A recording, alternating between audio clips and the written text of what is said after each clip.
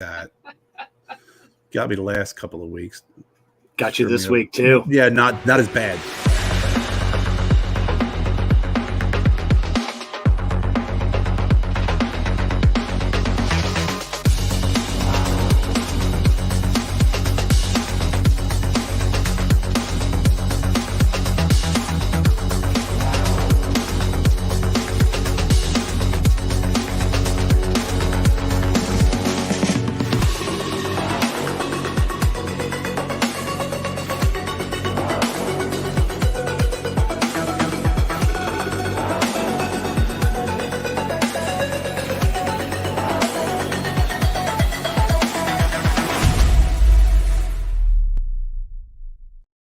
What's going on, everybody? Welcome to the I Tap That Cigar Show presented by Corona Cigar. I'm your host, Kevin from Cigar Prop, and I'm coming to you live from the Drew Estate Experience Ashes Studios here on the sunny Gulf Coast of Florida. Joining me, as always, hopefully he's got his shit together tonight, because there can only be one of us that's flaky, and it's always me, Kerr Viajante of Stogie Road Cigars. Dude, I'm sick and tired of being freaking calm, cool, and collective. Yeah. I am. I've had it up to here with it. Yeah. So the problem is getting fired up and kind of resorting to that. I'm too old for that. I get tired real quick.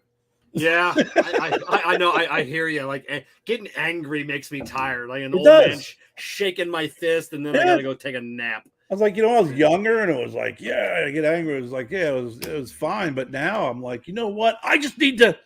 I know. Okay, fine, whatever. Just move on. I get mad. I get mad at the kids at work for making me mad, and I'm like, see what you've done. All right. So I swear to God, I'll get like, I'll start going up that hill of anger and like, I'm sick of it. I'm not putting up with it anymore. And then it's like, you know what? I just, never mind. We're good. Let's take a deep breath. Woosah. Yeah. Joining us in the background, producer Jessica. I'm afraid to say hello. Yeah. So I at least hit record tonight. We had a video chat the other night with Val. Canadian Val Bradshaw. Wow. We needed to talk to her about some wine, so we did like a private interview. We're about 12 minutes in, and she's talking, and I go, I'm sorry, I forgot to hit record on this conversation, and we needed it, so we had to start over. When I years ago I got the programming that is compatible with Mac. So you got me into StreamYard, which is fantastic. Yeah. You're using what we're using. I used to use Ecamm Live. Yeah. And Ecamm Live was compatible, and it was great. But it was connected through Skype. Every single Skype conversation I have ever had is recorded. It automatically records it. Oh, man. I'm just saying. Yeah. I have some really, really, really good stuff. I know. I have some really good conversations. There have been times we've talked after the show. We've talked, and then I look up to make sure that recording button's the live, that counter's not ticking. I didn't realize it. So I'm like, what the hell? And I opened up this file, and it was every single conversation I've ever had in Skype. So I have some great material that some folks would not ever want to have released. I think we know. At least I know who you're talking about. And what's great about in South Carolina, you don't need permission to record someone. Yeah. Oh no. Better. All right, Jessica's giving me the let's keep it rolling as a good producer does. Let's get right to the CigarMedics humidimeter cut and light. Remember, with the CigarMedics humidimeter, you'll always know when to hold them and know when to smoke them. I pulled out a cigar. I had to smoke this cigar because it's getting a little beat up. This is the LFD Football. So this is a couple of years old. I'm not sure where I got this cigar, but it didn't have a cello on it, so I had it in one of my Tupper doors with my other LFDs, but it was starting to get shuffled around here, and I didn't want to, get it all damaged where I couldn't take a good Instagram photo. Hey, Jessica, by the way, when this gets down to the football, take a picture for Instagram for me. Okay. All right. What's your humidity? What is my humidity level? It is 64%. Right on. Kerr. Yes, sir. I was actually getting ready to smoke a gringo, and I'm like, you know what? I went into the Stogie Road vault, and I found the LFD Oro. Yeah. This thing is, like you said, this thing's got some age on it. It looks so beautiful. Doesn't it? Yeah, I had a whole pile to choose from. I chose the lightest colored one because LFD makes some cigars that'll knock you on your butt. But I had an Oro 50th. I've got some Ligero. I got the Lowell Volcado, which I'm scared to smoke because it's so sinister looking.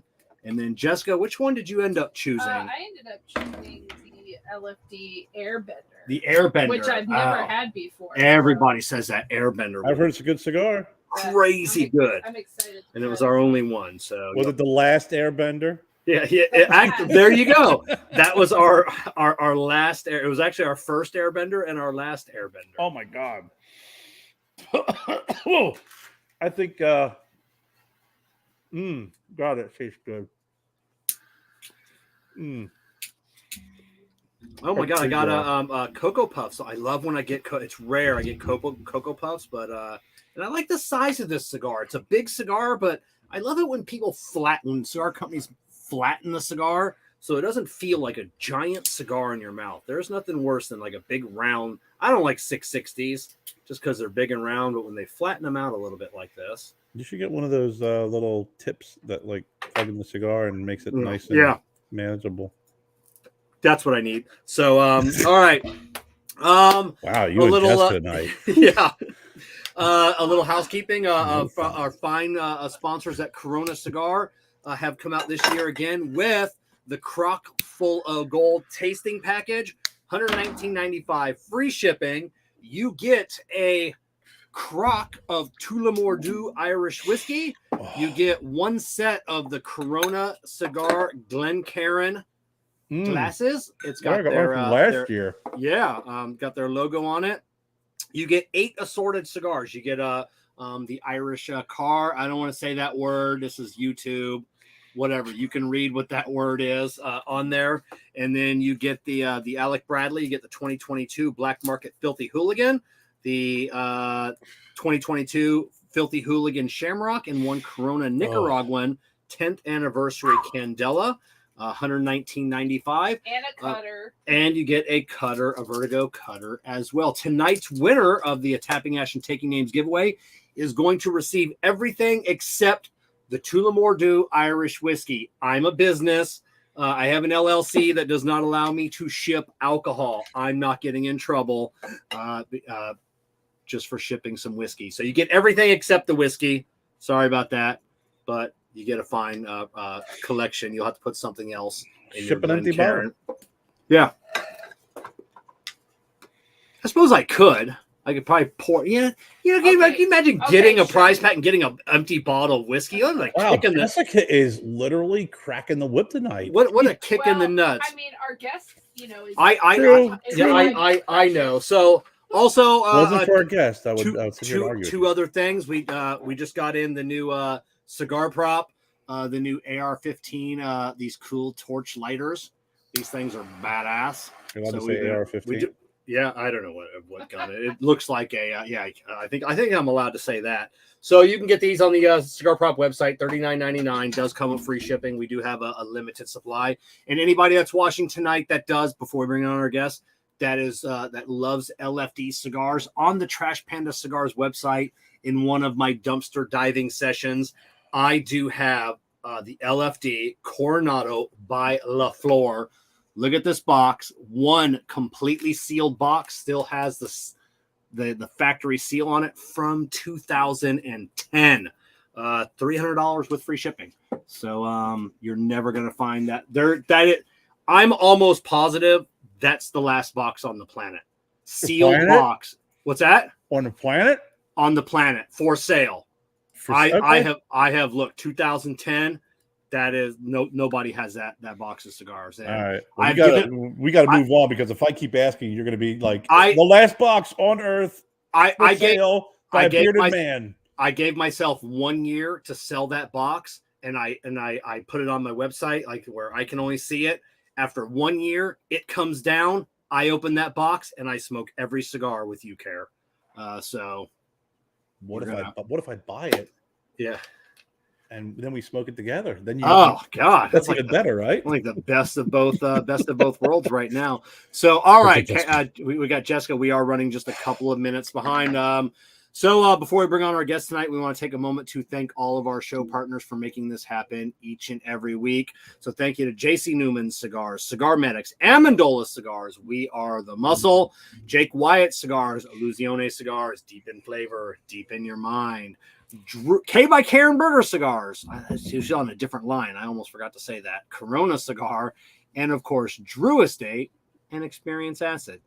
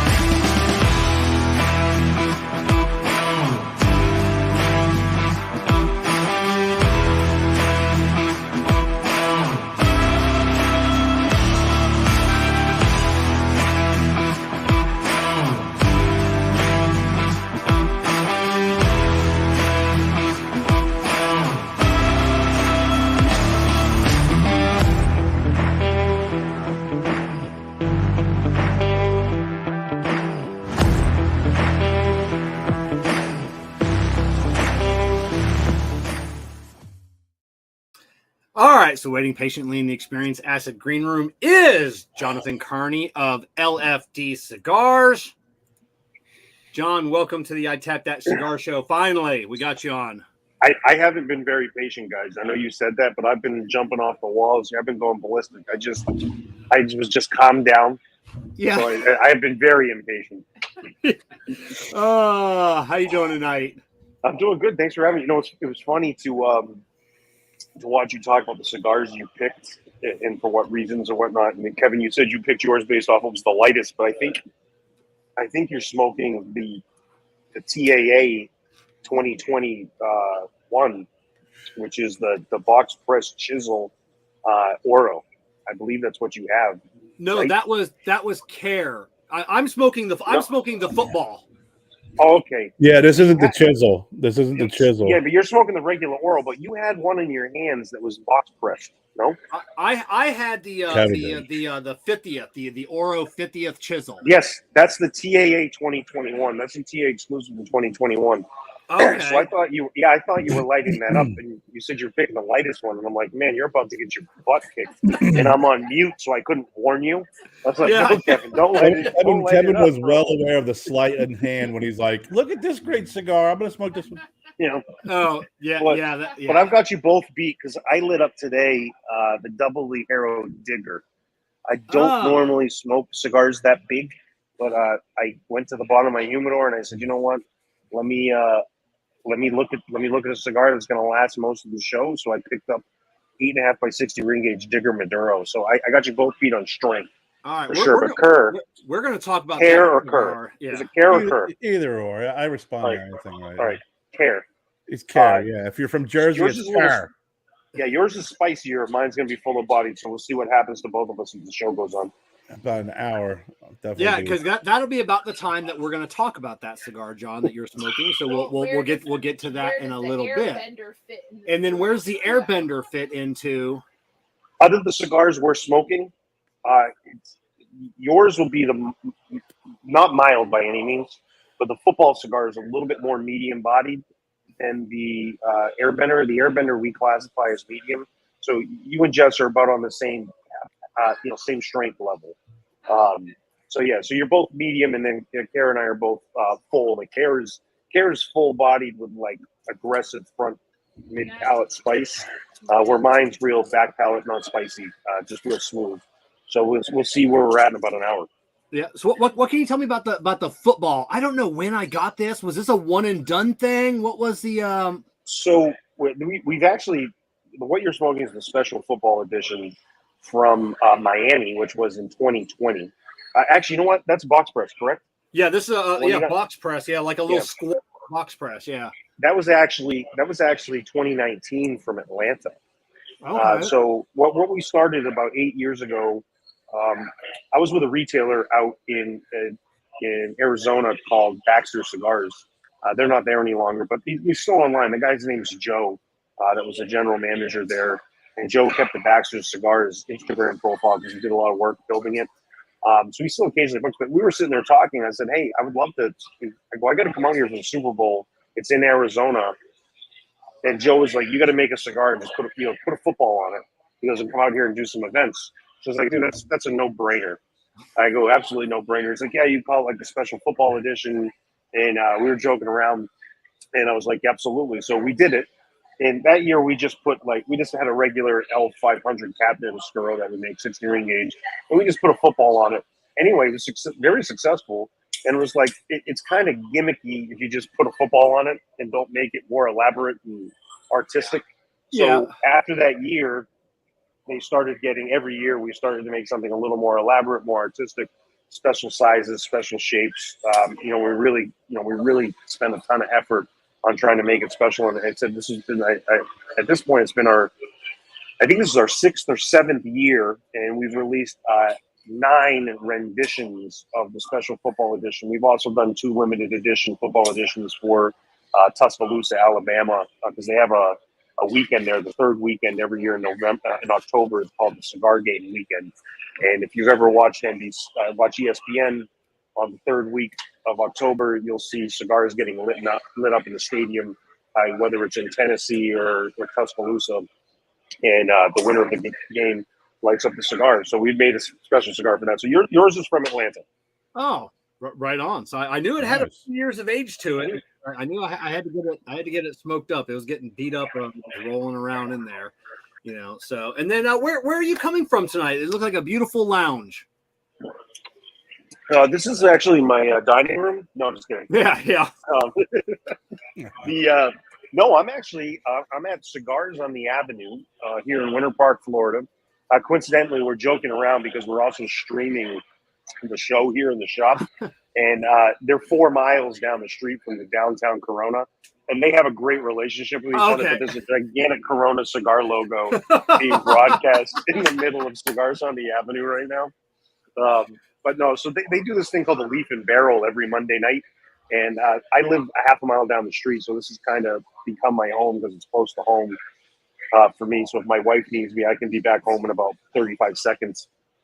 So every Monday, they do this Leaf and Barrel pairing where they pick a cigar and they pick a spirit or a port or anything for that matter. And I do one once a month. So tonight is the night that they're doing mine. Tonight they're pairing Frugal 1888 rum with a Soli. So I'm coming live from Winter Park, Florida at Cigars on the Avenue. So right on. What is your normal drink of choice? Do you cycle through, or do you kind of have a go-to? Strangely, I'm a big wine drinker, so I'm not a huge spirits drinker. I do pairings around, like tonight we're doing rum. I know everybody doesn't love wine with cigars, and most of the wine I really enjoy personally. I'm a big Napa Cab fan. I like that flavor profile. I mean, I'll drink wines from other areas and all different price points. I'm not too stingy, but I'm also not too pretentious with it either. I'll drink inexpensive wine, no problem. But I pair wine with it, but I don't think necessarily the wine I like pairs great with cigars. I just personally love wine. So I do jump around a little bit, but most of the time I'm drinking wine. I've gotten into champagne a little bit recently. But when it comes to spirits, I'm a Scotch. I do like Scotch. I just don't enjoy peat. I'm not a huge fan of peaty scotches. Yeah. So I do like a little bit more sweetness to it. So for me, rum's great. Like I really enjoy rum. So if I do drink spirits, it's usually rum or non-peated scotch. But most times, more often than not, you're going to see me drinking wine, which I am right now. Kerr, you're a Scotch guy. You like a peated or non-peated? Like I don't know a lot about Scotch, but that's always I gotta be honest, man. I mean, I've never been much into the peaty, the mossy Scotches. I have I have had a few, and this one recently that Jennifer got me Oh, the Lagulin is it's charred oak cask, and it's a little peaty, so it's definitely you definitely got to be careful with what cigar you pair with that I find Lagavulin very peaty. So no, so not too much. Sorry, Lefroy is the one I'm thinking of here. Yes, that is Lefroy is like it's like you took moss off a rock. And there's people that love it, but it's not my thing. So I think that's kind of why I got turned off from scotches initially. But once I got into more, I got into some different ones like Macallan. I really enjoy Macallan. I'm sure there's people watching that pair drinks with things, and they can tell me a ton of scotches I probably like. But the first time I had scotch was Lefroy, and it tasted like gasoline with the moss on it. And I'm like this is not my thing. A mouthful of moss with a kerosene chaser. Yeah. That's exactly what that is. 100%. So John, last time I saw you, it was Corona Orlando. Yep. And you won half a cow. Did you win that? I will take credit because it's been publicly said numerous times that I won it. So I will say yes, I did. However, I personally wasn't the one that won it. My table won the cow, and it was funded by a friend of ours, Ryan, who was there with us. Okay. And he was actually just here with us today. So he won it, but I was the point of contact and kind of leading it on. So I guess it's become myth that I won it. So, but if I'm going to lie about anything, I'm going to lie about owning a half a cow. Yeah. Certainly, that's something I'm going to do. But the funny thing was with that, we were at the Red Meat Lovers Club event. Yeah. And I brought a table of 10 friends. And we were one of the sponsors, which I thought was funny too, because it was a Drew Estate funded event, but one of the sponsors was La Flor Dominicana. So Evan, the founder, was like, "You got to come! Like, we're going to be there. I got 10 guys coming." So the funny thing is I bid on the cow 4 times. Okay? Yeah. So I bid on it, and I was going to split it 3 ways. So we got up to like $1,600, and I said to the guys, I was like, "You guys want to go to like 1,800, and we'll split it 600 each or whatever?" And they're like, "Nah, fine." And there was this gentleman, Ryan, who's a friend of ours at the table, and we had asked him multiple times if he wanted to get in on it, and he's like, "No, I'm all set." So when we decided we were at $1,500, 500 each for the 3 people, we're like, we're not going to go to 1,800, whatever, because that was the next bid. Ryan, out of nowhere, goes 1,800 by himself. And I looked at him. I'm like, E2 Brute. I go, what are you doing here? And he's like, he's like, we'll share it. He's like, I just wanted it for myself.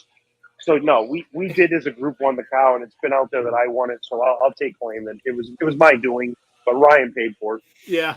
Like, all right, you guys are out. The cow is mine, Yeah.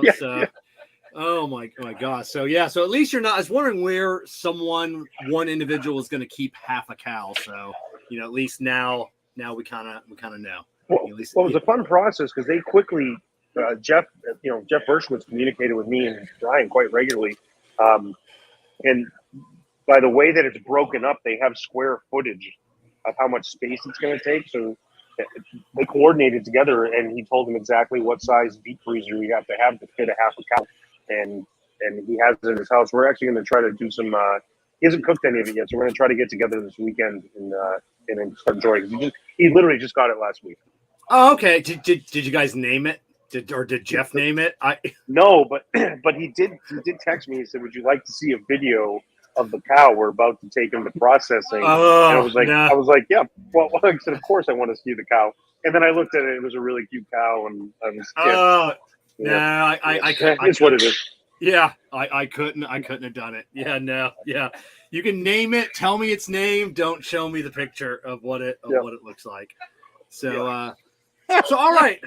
So yeah. So we're gonna go way back. Like I said, we've hung out. We've seen each other at events. I still feel like I don't, even though I've watched tons of interviews, I still don't know a lot about you. So, and I think maybe our viewers, listeners, don't either. So all I know is that you like steak. Everybody knows in the industry like steak. You're from Maine. You went to college in Florida. I was told, which I don't know, that you grew up in the restaurant business. So let's go all the way back to where in Maine. We'll start there. Are you from? So I grew up in a really small town. For anyone that's familiar with the state, Portland is the big city, and that's the southern part of the state. So I grew up about 3 hours directly north, and it's not like city 3 hours where you're leaving like Orlando to go to Sarasota or whatever. I mean, this is 3 hours and like 100 miles an hour on I-95 through the middle of nowhere. So my town was very small. It was like 2,500 people. And I did grow up in the restaurant business. My family owned 3 different restaurants. We had a family style restaurant, kind of high-end casual. And we had a seasonal restaurant that was an ice cream bar. Like I have a secret family onion ring recipe, which is interesting. So sometime I'm going to come out with onion rings and with that one. Yeah. And we had a pizza shop for a short period of time, but yeah, a tiny little town.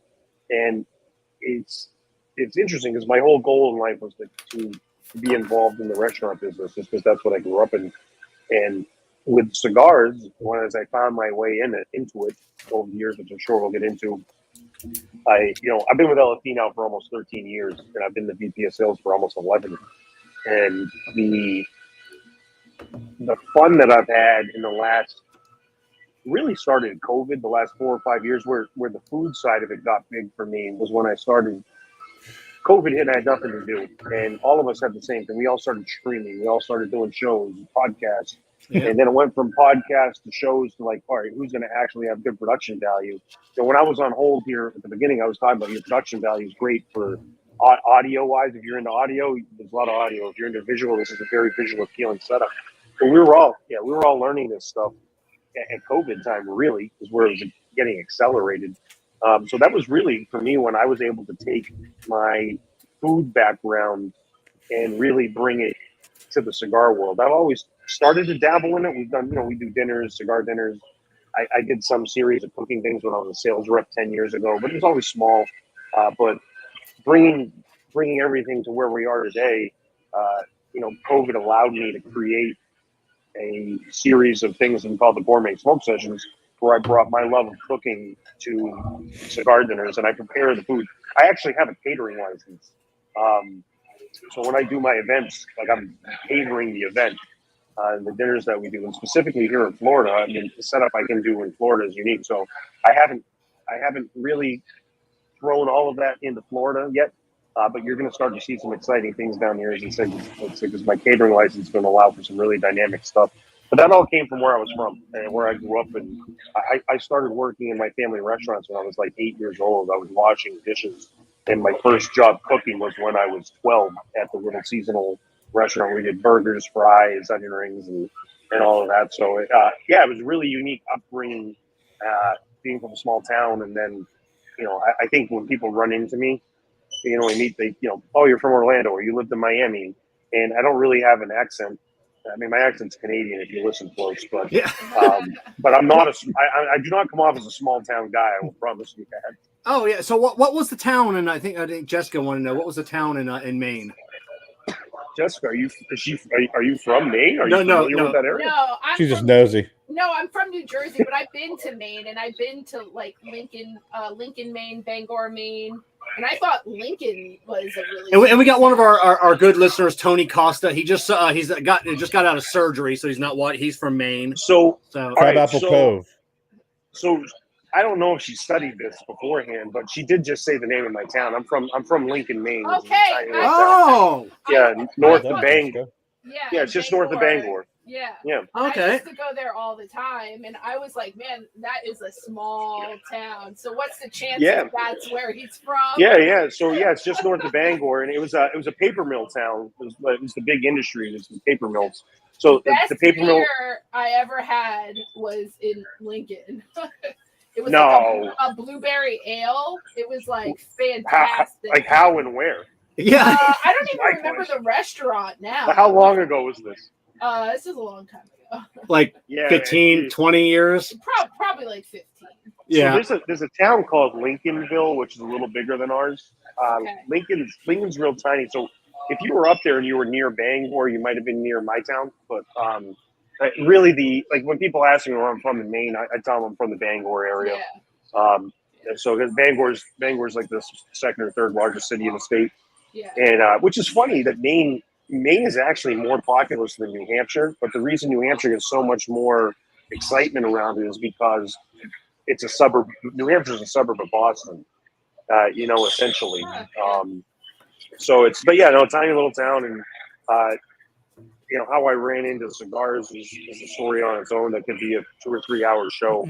But it happened when I was down here in Florida. I ended up moving down here in 2003 to Orlando. So I've spent 11 of the last 23 years of my life here in Orlando. Well, 20 years of my life here in Orlando. And I just recently moved back here. I've lived in Miami. I've lived in Boston. I've jumped all over the place. But yeah, I still, Maine is where I came from. That's where I identify from. But yeah, tiny little upbringings, and it's fun to bring all those fun things that I did growing up. I mean, everything I do has something to do with what I did when I was growing up, even with cigars. So it's people that know me my entire life, when they see things I'm doing, they're like, "Oh, I remember when you did that. I remember when that happened." And it's just a really unique thing to bring that together and be in a place where I can do that and present that to people and have them enjoy it. But at the same time, it's part of my whole life. Now, what? Now, that onion ring. I know. Cause I haven't had good onion rings in neither have probably I. like 10 years. So yeah, I can't wait to see that. But so what brought you down to Florida? Was it just college, or why Orlando for college? So UCF here in Orlando, it's the second largest school in the country in terms of enrollment, and growing up in the restaurant business and family owned. I don't know if anybody here has worked in the restaurant business, but if you own a restaurant, dude, it's brutal hours. And if you own it, I mean, the margins are tough. You can really screw stuff up easily. So you really got to work in it. And, I have people hit me up that try my food from time to time. They're like, "You should open up a restaurant." And I'm like, if I opened up a restaurant, I wouldn't be sitting here in a Brooks Brothers shirt, smoking a digger, having somebody serve me wine. And I'm not saying I do well, but I'm not wealthy. You know what I mean? Yeah. I'll tell you, in the restaurant business, to be able to be in a financial position where you could do those types of things is impossible. It's a crazy lifestyle.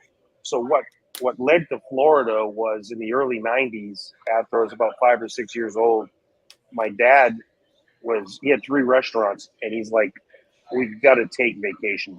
He's like, "I got to take a vacation."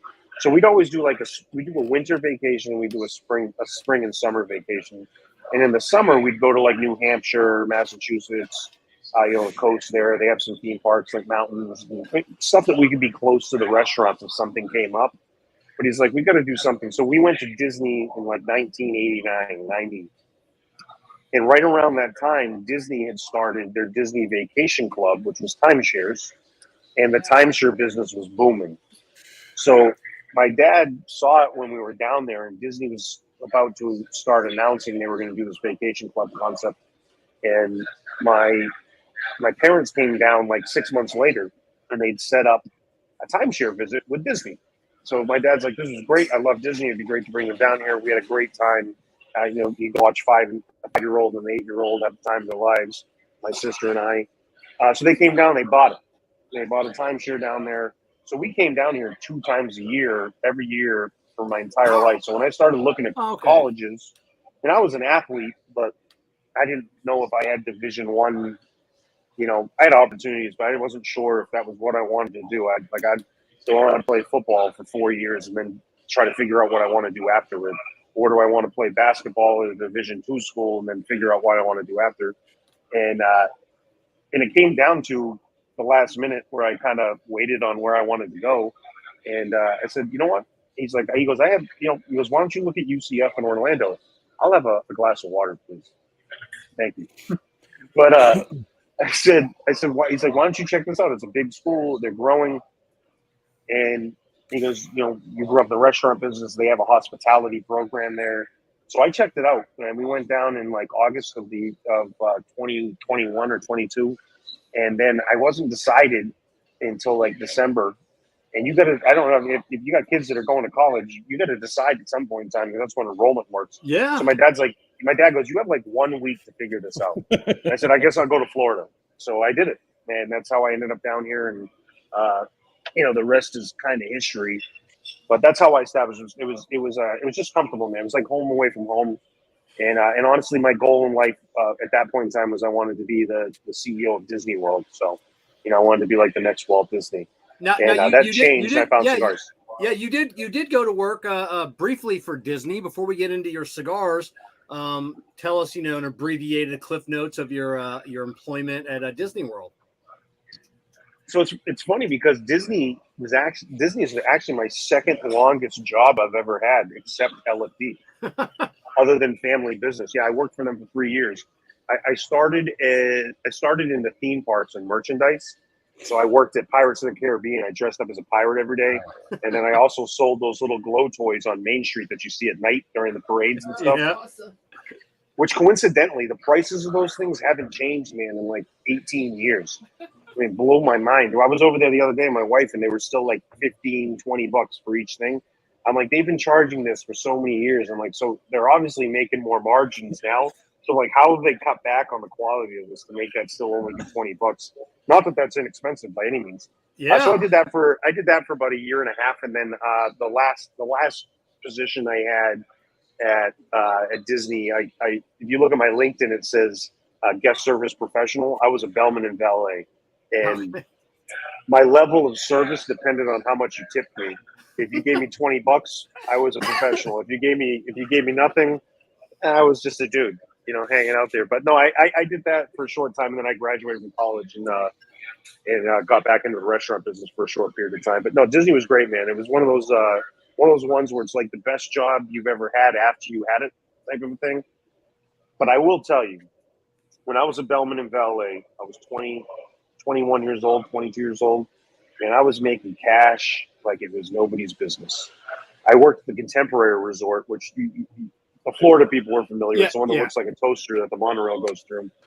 Man, I worked like 2 days a week, maybe like 18, 20 hours max.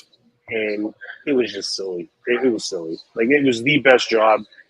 If I physically could have stayed 21 years old my entire life, I would have done that job 80 hours a week and I've been retired right now because it was silly. Oh, just the families on vacation. That's the one of the nice hotels too. So the people with the money. And they have convention center. There was 1 week I worked the whole week. Okay, I worked 5 day shift. I did the graveyard because the guy that worked it had been there for 20 years, and he was a Haitian, so he was Haitian, so he went back home to his family and take money back whatever he had family. So anyway, I got paid $1 per room for 5 straight nights to drop magazines in front of each room that had the agenda for the next day's event convention. Now, a lot of places don't do that anymore because it's all digital now. And then they also was a cost saving thing. So it was a 1,500 room hotel. You can do the math. 5 nights, 1,500 rooms, $1 a room. I would ride around on an electric wheelchair and I'd get in this rhythm. Oh, genius! Yeah.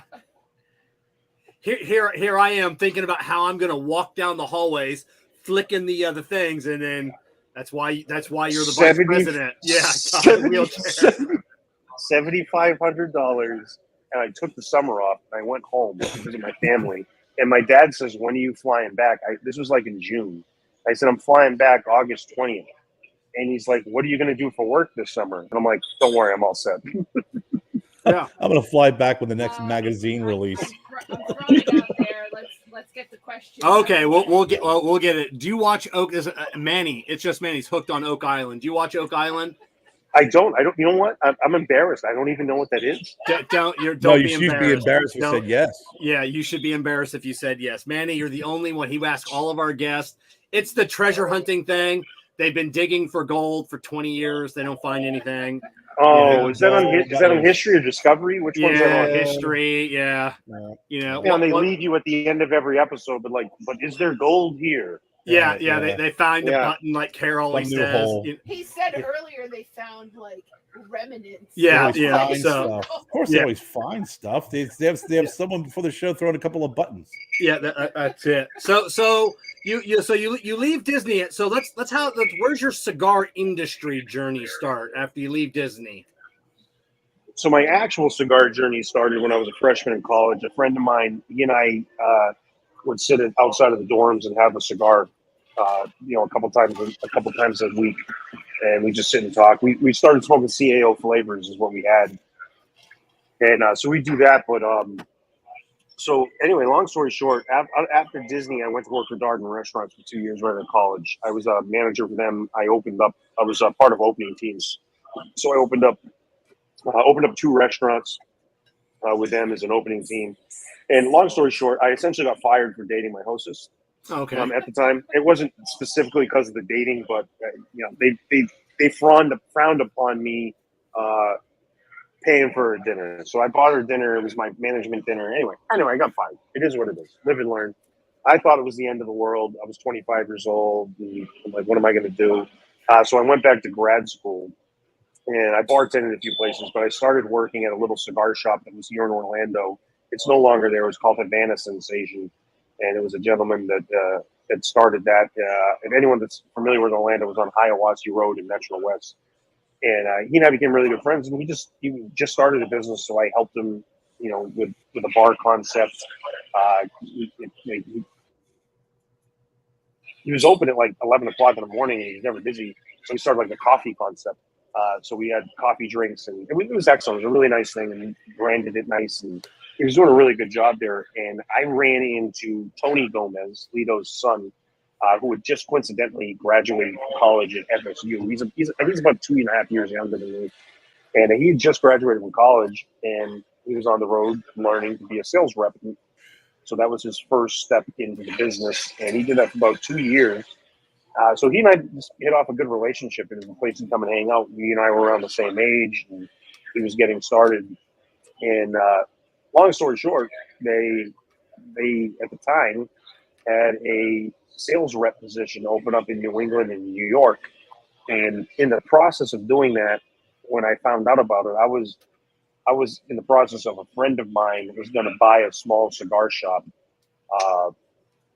It was probably like $10,000. He was going to put up like $10,000. He was going to buy the shop, and then I was going to run it. And I'm sitting there, and I'm like, I don't know if this makes any sense, but the cigar position opened up in New England, and I had no money, man. All I was doing was throwing debt against the wall with student loans. Because when I got terminated from the restaurant, it was when the housing crisis hit in 2009. And Okay. Darden is like the king of restaurants, right? Yeah. So I was going around applying for jobs, and they're like, "Why aren't you working for Darden anymore? They're the highest paying, the best benefits for a young person that went to college. Your corporate opportunities are huge." So I'm like, I couldn't really explain it other than just telling them. And then the economy down here in Orlando was getting its ass kicked, so nobody's hiring management at that point in time because that's expensive. So I was like, you know what? I was like, I gotta go back to grad school. So I went back to grad school and then worked part-time as a bartender in a few places, and then helped out with cigar shop, which is where I ran into Tony. So that's how I got involved in that relationship. And the gentleman who had my job at the time, his name is Andrew Brennan. Andrew and I hit it off. He's no longer with us. He was only with us for a short time. It was just a few years. But he brought me on, and that was there's some great stories with him. Most of those will stay between him and I. But, he played a big role in what I was doing. But that relationship with Tony was what really, after Andrew brought me on, was what elevated to where I'm at today. Because when I got promoted was the same time that Tony moved down to the Dominican Republic to start working with his dad, running the manufacturing side. So he moved down there. I got promoted the same week. So I started working with his stepmom, Inez, in running the sales and distribution and on the financial side of the business. And then he started working with his dad at the same time. So it was really, kind of perfect timing. All the stars aligned, and they were happy with where I was at. But it's very random, man. People ask me how to get in the cigar business. I got a gentleman sitting there next to me who's interested in getting in the cigar business. And I'm like, I'm like, just stay in touch with me, because that's how I was. I just stayed in touch with this guy, and an opportunity popped up. This is kind of like the land of misfit toys, man. To be honest with you. We've seen it all. We've hung out with all the misfit toys for sure. So you had to move back up north when you were a sales rep? Yeah. So I moved. I had owned a condo down here, sold that because we couldn't pay for it anymore. My dad owned it, and he's like, I can't pay for a condo if you're not going to be living in it and paying for it. So we boom, got rid of that. And then I moved to Boston for about 6-7 months before I moved to New Hampshire. And I got hired on a Friday, and I moved and started working the following Monday to Boston. I just packed all my stuff in a storage unit here in Orlando. Coincidentally, I just emptied the storage unit last week. It's been 13 years. I just emptied it. Yeah. And that talk about freaking bad financial decisions, man. I've been paying that for 13 years. God, I can relate. Okay. I'm 6 years into this. Yeah, that's it. Did you find it? My own shit. Did you find any goodies? Did you find it like you left behind? Like that's where I left it.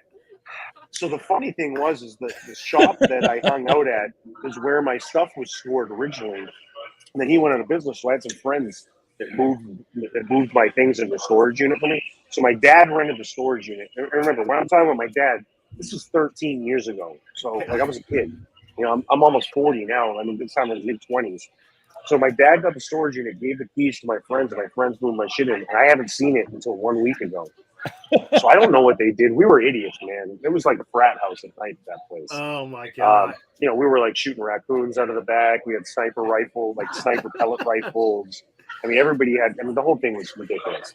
We had a guy that looked like Elvis. I mean, it was literally the characters that were coming in there were just out of control. So I go in this unit, and yeah, absolutely. The only thing, they actually did a great job of it because I was worried about it. I was like, what did they do? The only thing that happened bad is the first thing I grabbed was this big box that had some plates. And I had, they had to make those clear glass plates. I lift it up, and the whole box falls and shatters in the middle of the storage unit. And I'm like, oh my God. So the worker of the storage unit comes up. He's like, no problem, man. I'll clean it up. He's like, I go, why are you so, I go, I appreciate you helping. He's like, no, he goes, most of the time people don't tell me when they break things. He's like, I'm just happy that you told me and I don't find out about it before I leave for the end of the night. So yeah, no, it was just really interesting circumstances. And those storage units, I had high school jerseys in there and stuff I found. I think you'll appreciate this, Kevin. I had this receipt from when I was a senior in high school. Kerr and Kevin, how old are you guys? I'm 40. What am I? 44 now? 40. Okay. 44. I'm 45. He's 45. Okay. I'm 52. All right. So in 2002, the reason I ask is because I want to make sure you're old enough, but not too old, where this would make sense. In 2002, McDonald's did this thing where they had 25-cent double cheeseburgers. Yes. Yeah, or it might have been 50 cents, but it was no more than 50. Yeah. So we went, I took 10 of my friends, and we all had $100. All right. And the lady that ran the McDonald's was one of the lunch ladies, and she works she's a manager at the grocery store in my town now. Her name's Crystal. I still see her, and we still joke around about this, but she was probably like 24 years old at the time. We were like 16, 17. So we went in and ordered. No, sorry, we didn't take $100 each. We had $10 each. We ordered 100 double cheeseburgers for 50 cents. And she's like, "Are you serious?" We're like, "Yeah, we'll add bacon." She's like, "Sorry, we're out of bacon." One of my favorite finds was I framed that receipt and I didn't know where it was. And when I opened that storage unit, it was the second thing I found after I broke all the plates. Oh my God! Yeah, they'll never offer that deal ever again. You know, when you first said $100, I was like, did you really hate the person working there? Yeah. That's like 10,000 cheeseburgers, please. Do you remember when McDonald's did all the Coca-Cola glasses? Yeah. I have some of them. Oh yeah. So every road trip we ever took, any family vacation, we stopped he wouldn't let us get McDonald's. He would just order a drink to get the goddamn glass. We had Well, that was a competition. That was like in the 80s. all of them. Yeah. Yeah. That was Oh yeah, that in was the 80s. you Pepsi and had to Coke were wait competing every week. on glassware. Yeah. Yeah. Yeah, you had to Yeah. wait every week. If that, it was like I remember the Star Wars series that came out with McDonald's, and you had to wait until the new glass came out and wait for that commercial because nothing was on your phone instant gratification. You had to wait. That's it. So yeah, God, good times. Yeah. So you went, okay, yeah, the app would limit to one per account for sure. By the way, I don't want to ruin the show, Kevin. I don't want to ruin the show, but we're off the rails. So Yeah. my dad was cleaning out. So we still spend a lot of time at my family's house in Maine. They never downsized the house. So last year I built a big bedroom in there. We have a bi-level basement. So technically the house is like 5 stories, but it's really just 2. But there's a lower basement, there's a ground level basement and a lower level basement. It's underground. So I built a bedroom down there because I got a 16-month-old daughter and my wife, and I wanted something bigger. So we built a room, and they never downsized. So it's a nice property in a beautiful little town. So he's cleaning out the basement when we're getting ready to build this room, and he pulls his glassware out that was from like Pepsi Cola, and it was DC Comics. No. All of it. Nice. Oh, so my dad's like, he has this trash bin, and I'm like, whoa. I'm like, what are you doing? He's like, well, I thought we'd just get rid of this. And I'm like, that's like a vintage 1980s, like Aquaman, Flash, Superman glassware from like the glass wars of the 80s. Yep. I go, that's not going anywhere. I go, I don't care if it ever moves. I go, it's going to sit in that corner. I go, it's not going anywhere. I go, nobody's getting that. I'm keeping it. He's like, well, are you going to use them? I'm like, no. I go, I'm going to have it be my problem when I'm 80 years old and my kids are trying to figure out that could pay for their freaking, the rest. They could retire off those 10 glasses. That's authentic lead paint on those. Don't touch them, yeah, Dad. That's it. I was up north with my family. This is probably going back like 7 or 8 years ago. First time, like my kids, we were all up at, they're grown. We all happen to be in my hometown where I was born, like for the first time ever. They got like this, it's called Mount Pleasant. Like everybody has a Mount Pleasant in Ohio. So we're hiking up like this little mountain. We're coming down. I'm tired. I lean up against this tree and I notice like this little glint in the dirt. And it's like a little piece of glass. So I'm like, what is that? So I'm digging out this glass, and it was a Coca-Cola bottle from like the 50s, 60s, whatever it was. And I'm like, oh, cool. So, I take it back to my grandparents' house and I'm cleaning it out. So smartphones at the time. So I look up to see like what Coca-Cola bottles are worth the most. And it said, out of that time, they did a state series. They did a special bottle for every state.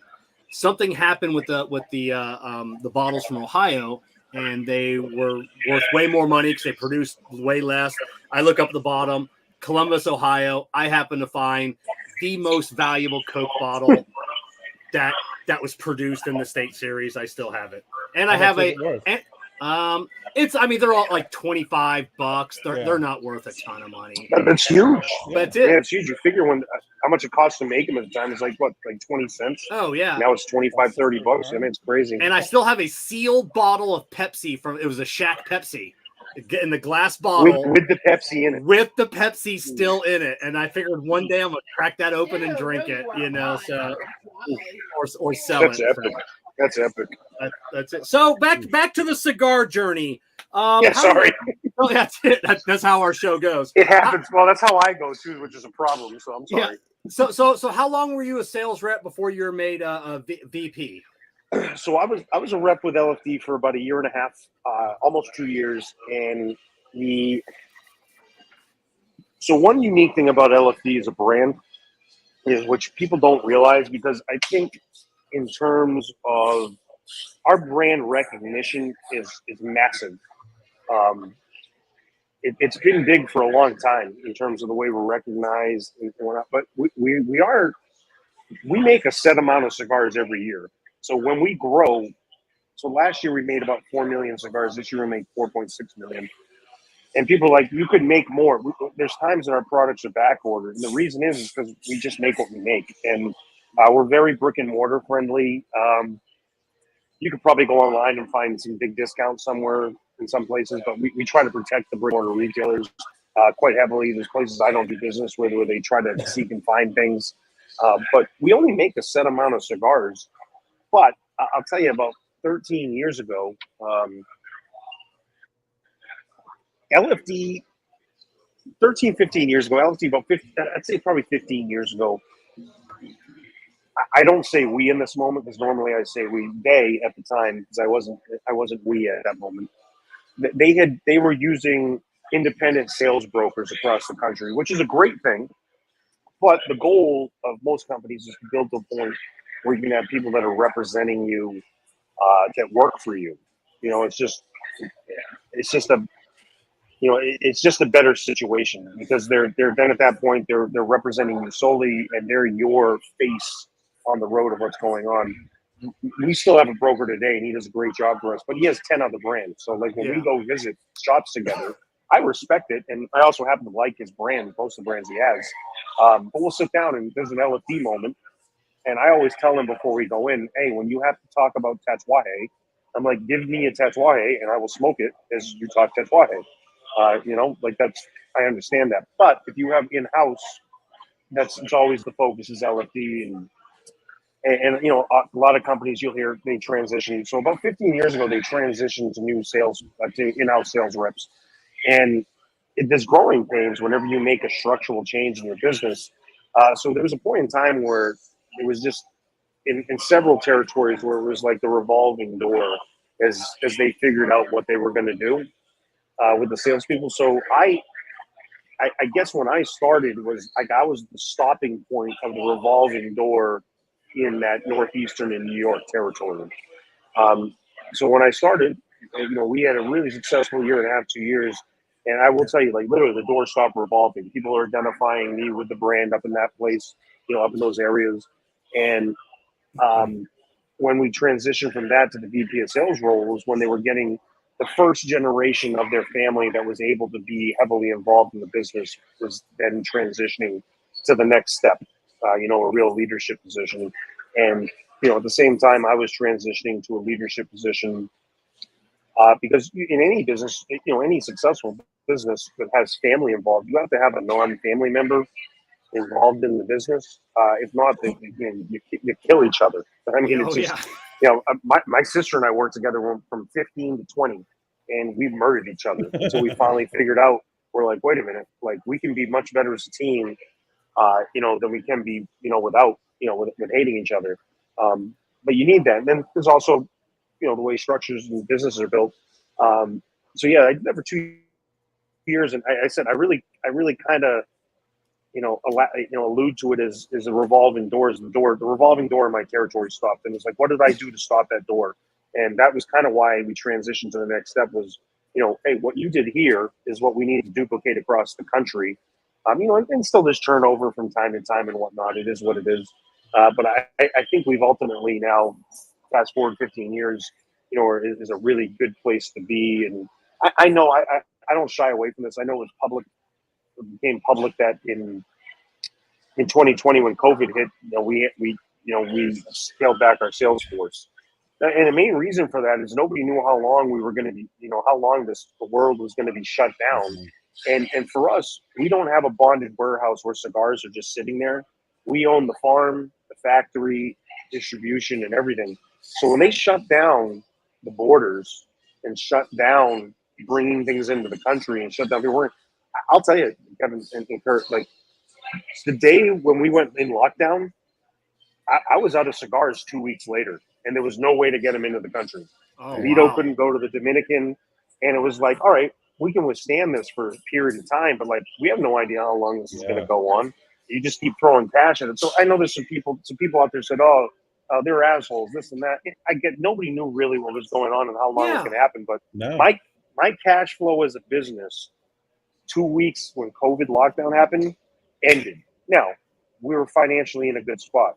But, you know, in 8 months, if that had gone on 6-8 months and we weren't going to be able to do anything, yeah, we'd be in a really bad spot. So, you know, that was one of the reasons that was made. And, you know, and the reason I bring that up is because there's transitional phases. And you guys like transitioning from sales rep to this. And the same type of thing, you're learning and growing and trying to understand how things are happening as you grow as a business. And there's always challenges. So when I got promoted, it was the next step of moving this towards the family.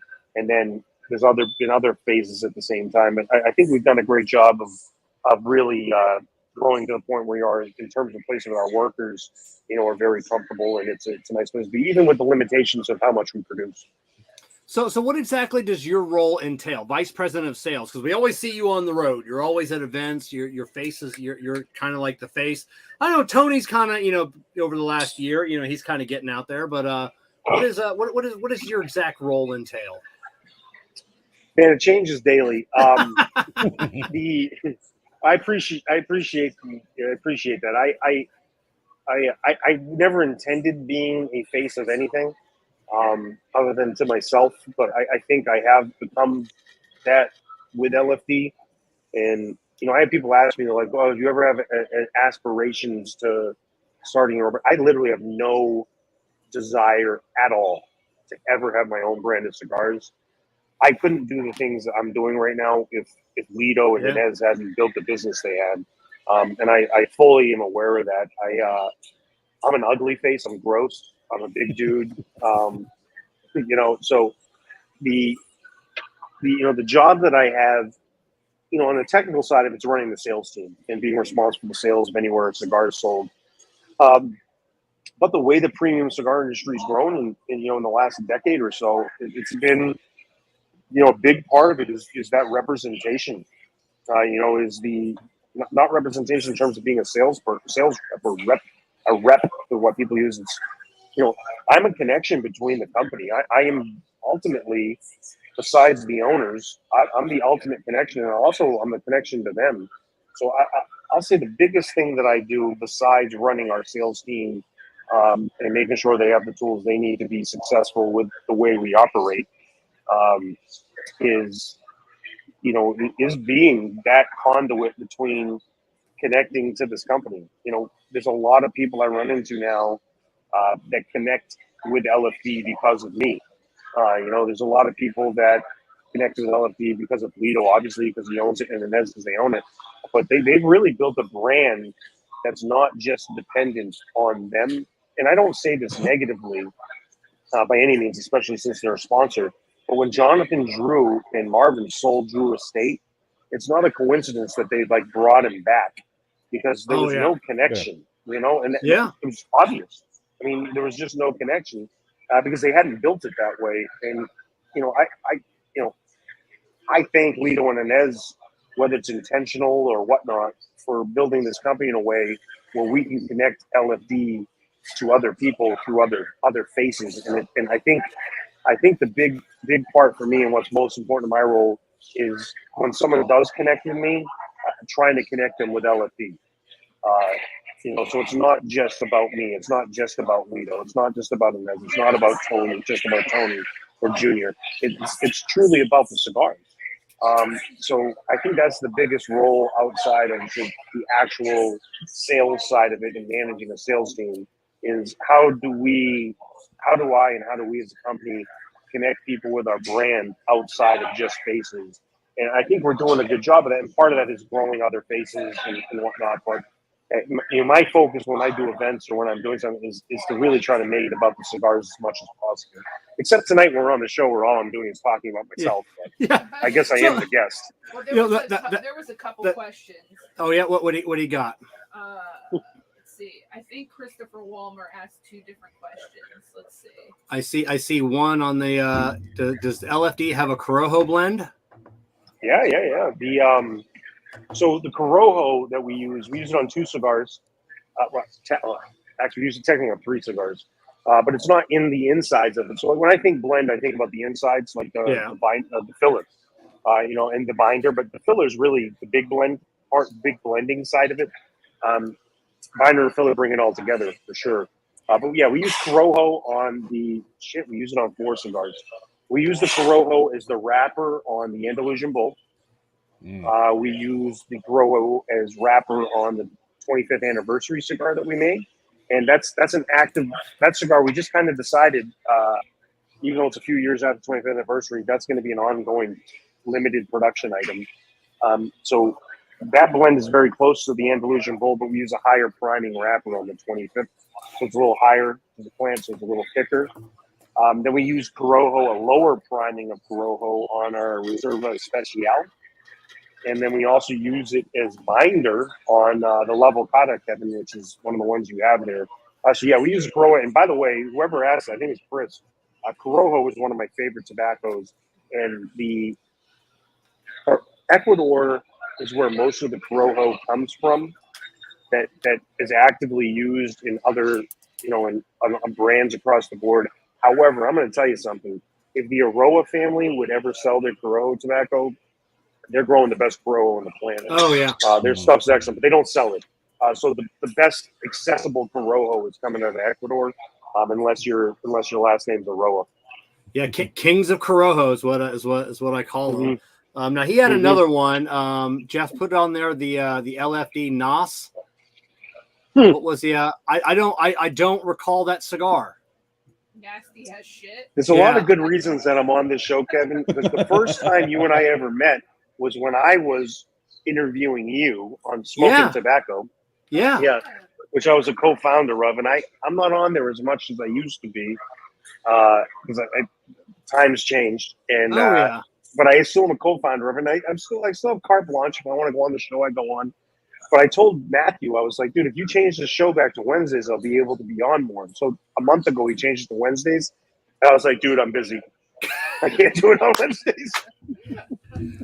Oh my God.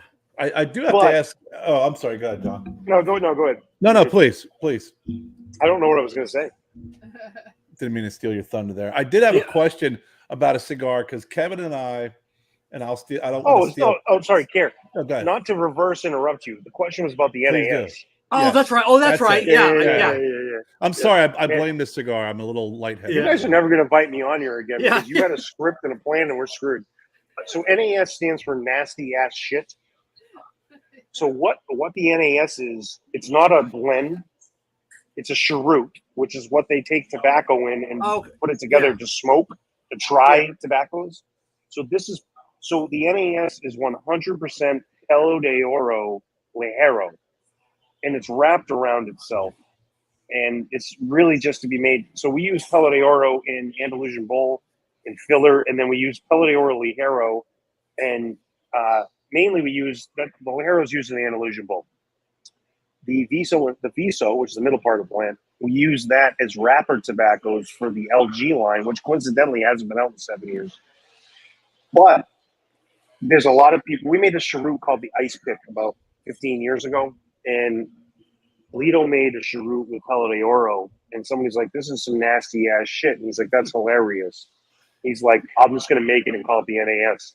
Oh, and that's great. The funny part about it, which is reasonable, but this about 3 months ago, we had a customer of ours, a retailer, rightfully so. They're very much rightfully so. They're complaining about this.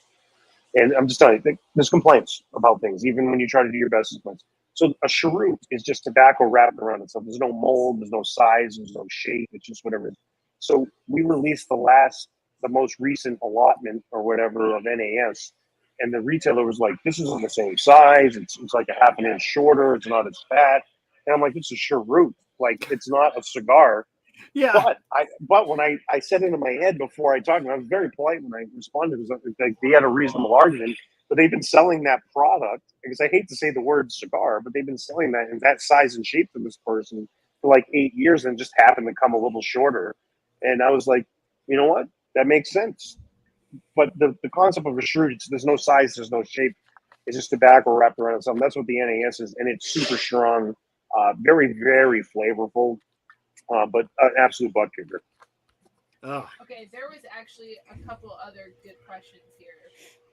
Better than my question, Jess? Yeah. Sorry, no, you're all good questions. What in the current LFD line would be comparable to the Cabinet Maduro number 6? Ashes and alcohol. The Maduro Cabinet number 5, which is equally not as available, which is why he's asking that question. Yeah. And then maybe, go ahead, finish it. The honest ashes and liquor or whatever they name. The most comparable product to the Maduro Cabinet series, the 5 or 6, is going to be the Ligero Cabinet line. It's 500, which is 60 ring gauge, Toro, Robusto, Petite Robusto, Corona. So yeah, the Ligero Cabinet line is going to be your closest for those cabinet Maduros when you can't find them, but those cabinet Maduros are quite special. And then Manny. And then Manny, how do you get your cigar so dark like the one Kerr is smoking or the Triple E Hero? Well, we go to Home Depot and we buy black spray paint. Yeah. And just paint them with black spray paint. No, or to use the Coca-Cola, like I've heard, not from you guys, other companies.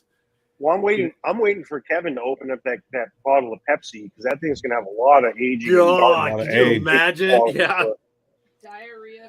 No, it's fermentation for a long extended period of time at a very high temperature. So you're looking at 120 to 130 degrees, and you got to keep an eye on it and control it. The reason we're able to get it as dark as we are is because I'll tell you, man, right now I'm in sales.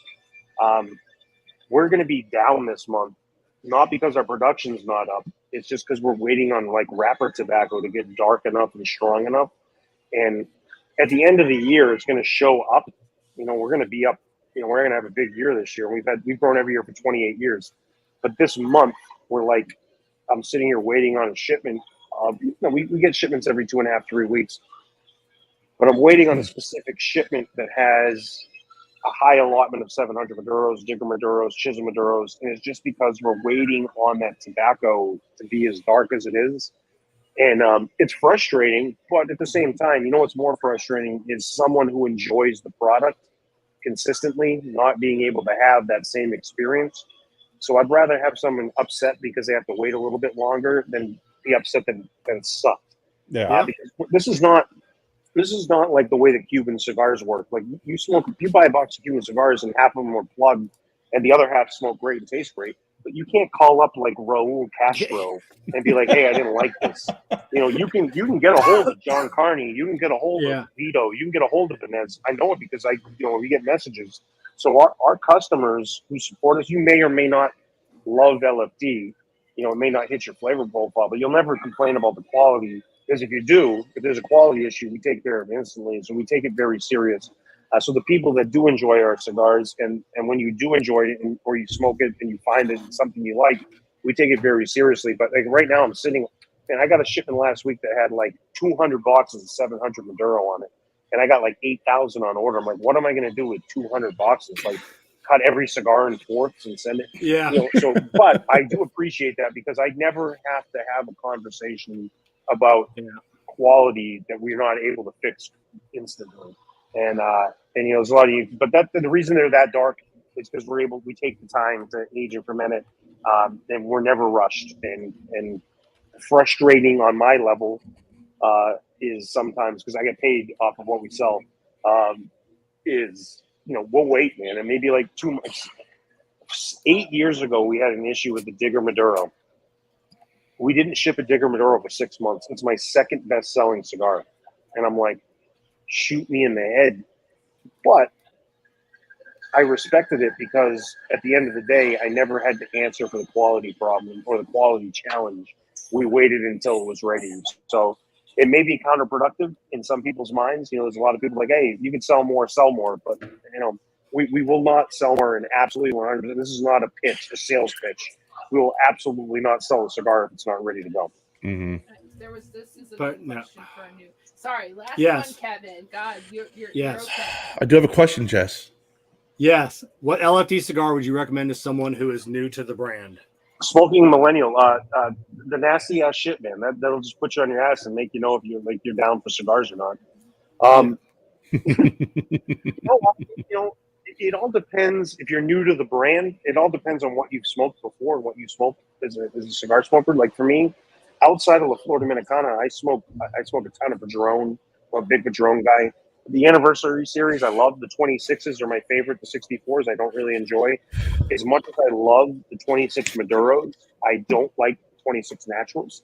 However, the regular Padron series for me is excellent. You know, I love the Padron series. I don't have to spend $30. I mean, $8 bang for the buck. Some of the best cigars out there. But it all depends on what you smoke. And I would ask what you smoked before. However, if you've never smoked LFD and I have no clue of what you've smoked, I would probably put you more into my line of our Reserve Especial, which is a little more medium-bodied, or the Airbender, which Jess is smoking. Not because they're introductory cigars, It's just because I would recommend that to you so I could find out what you thought about that. And then I could go either milder, change the flavor profile, or go fuller body. If you once you gave me some feedback. But anyone who hasn't smoked LFD, I usually start Airbender or I start Reserve Especial if I know nothing else about their smoking. All right, and Kerr, I hear you have a question. Oh, me?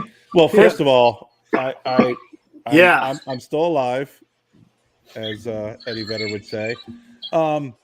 You had mentioned, John, about the high temperature, high periods of time for the fermentation.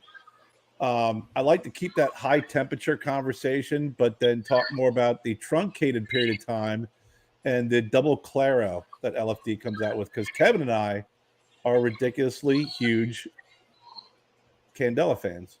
Yeah, really? So, yes. I would say I said it last week on the show. There aren't two guys in the cigar industry that are bigger Candela fans than Kerr and I. I guarantee that. Guarantee. That cigar is one of the best Candelas I've had. It'd be in my top 5. Yeah. So you both have had it, right? Yes. Yeah. So what Candela essentially means like candle, right? So, or fire. So where that term came from was just real basic Spanish. That was like they lit a fire or a candle. Like they lit. I mean candle. I mean like a fire. Yeah.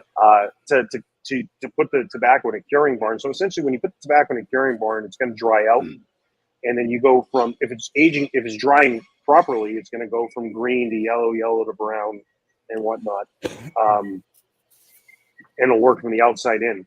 But if you put that tobacco in a curing barn that has a high temperature control, like now, Candela tobacco now, they're not, unless it's kind of, a more traditional style of doing it, you usually have a temperature control. You have like a furnace, because they're not lighting fires in curing barns anymore. Because if you light a fire in a curing barn, no offense to anyone, most likely it's going to burn down. Yeah. It's just not happening. So they have like a furnace. So you put the tobacco in, and you put it at a very, very high temperature, and it's very dry, but not too dry at the same time. You don't want to dry the leaf out. But essentially, over a short period of time, like a day or two, a couple of days, the tobacco will keep the chlorophyll in it, and it will dry out to the point where it's still elastic and is workable. So the reason that happened originally, and it was classified as American market selection, was because time is money in anything, right? Anytime there's another hand that touches it or there's more fermentation, why does a cigar that has 15-year-old aged tobacco cost $80 and it's the same tobacco from that was there? It's because yield. You're going to lose tobacco along the way, and it takes time and effort to do that. So the American market selection, you can put out cigars with tobacco on it and a green wrapper, and you didn't lose the chlorophyll, and then you didn't have to do any aging or fermentation on it. It was like ready to go out of the curing barn. So instead of like 8 months, you got it ready in 2 days. So you could really flip it. So it got big in the U.S. because they were, it was not a cigar boom in the 40s through 50s and 60s, but it was like, how do we produce this as efficiently as possible?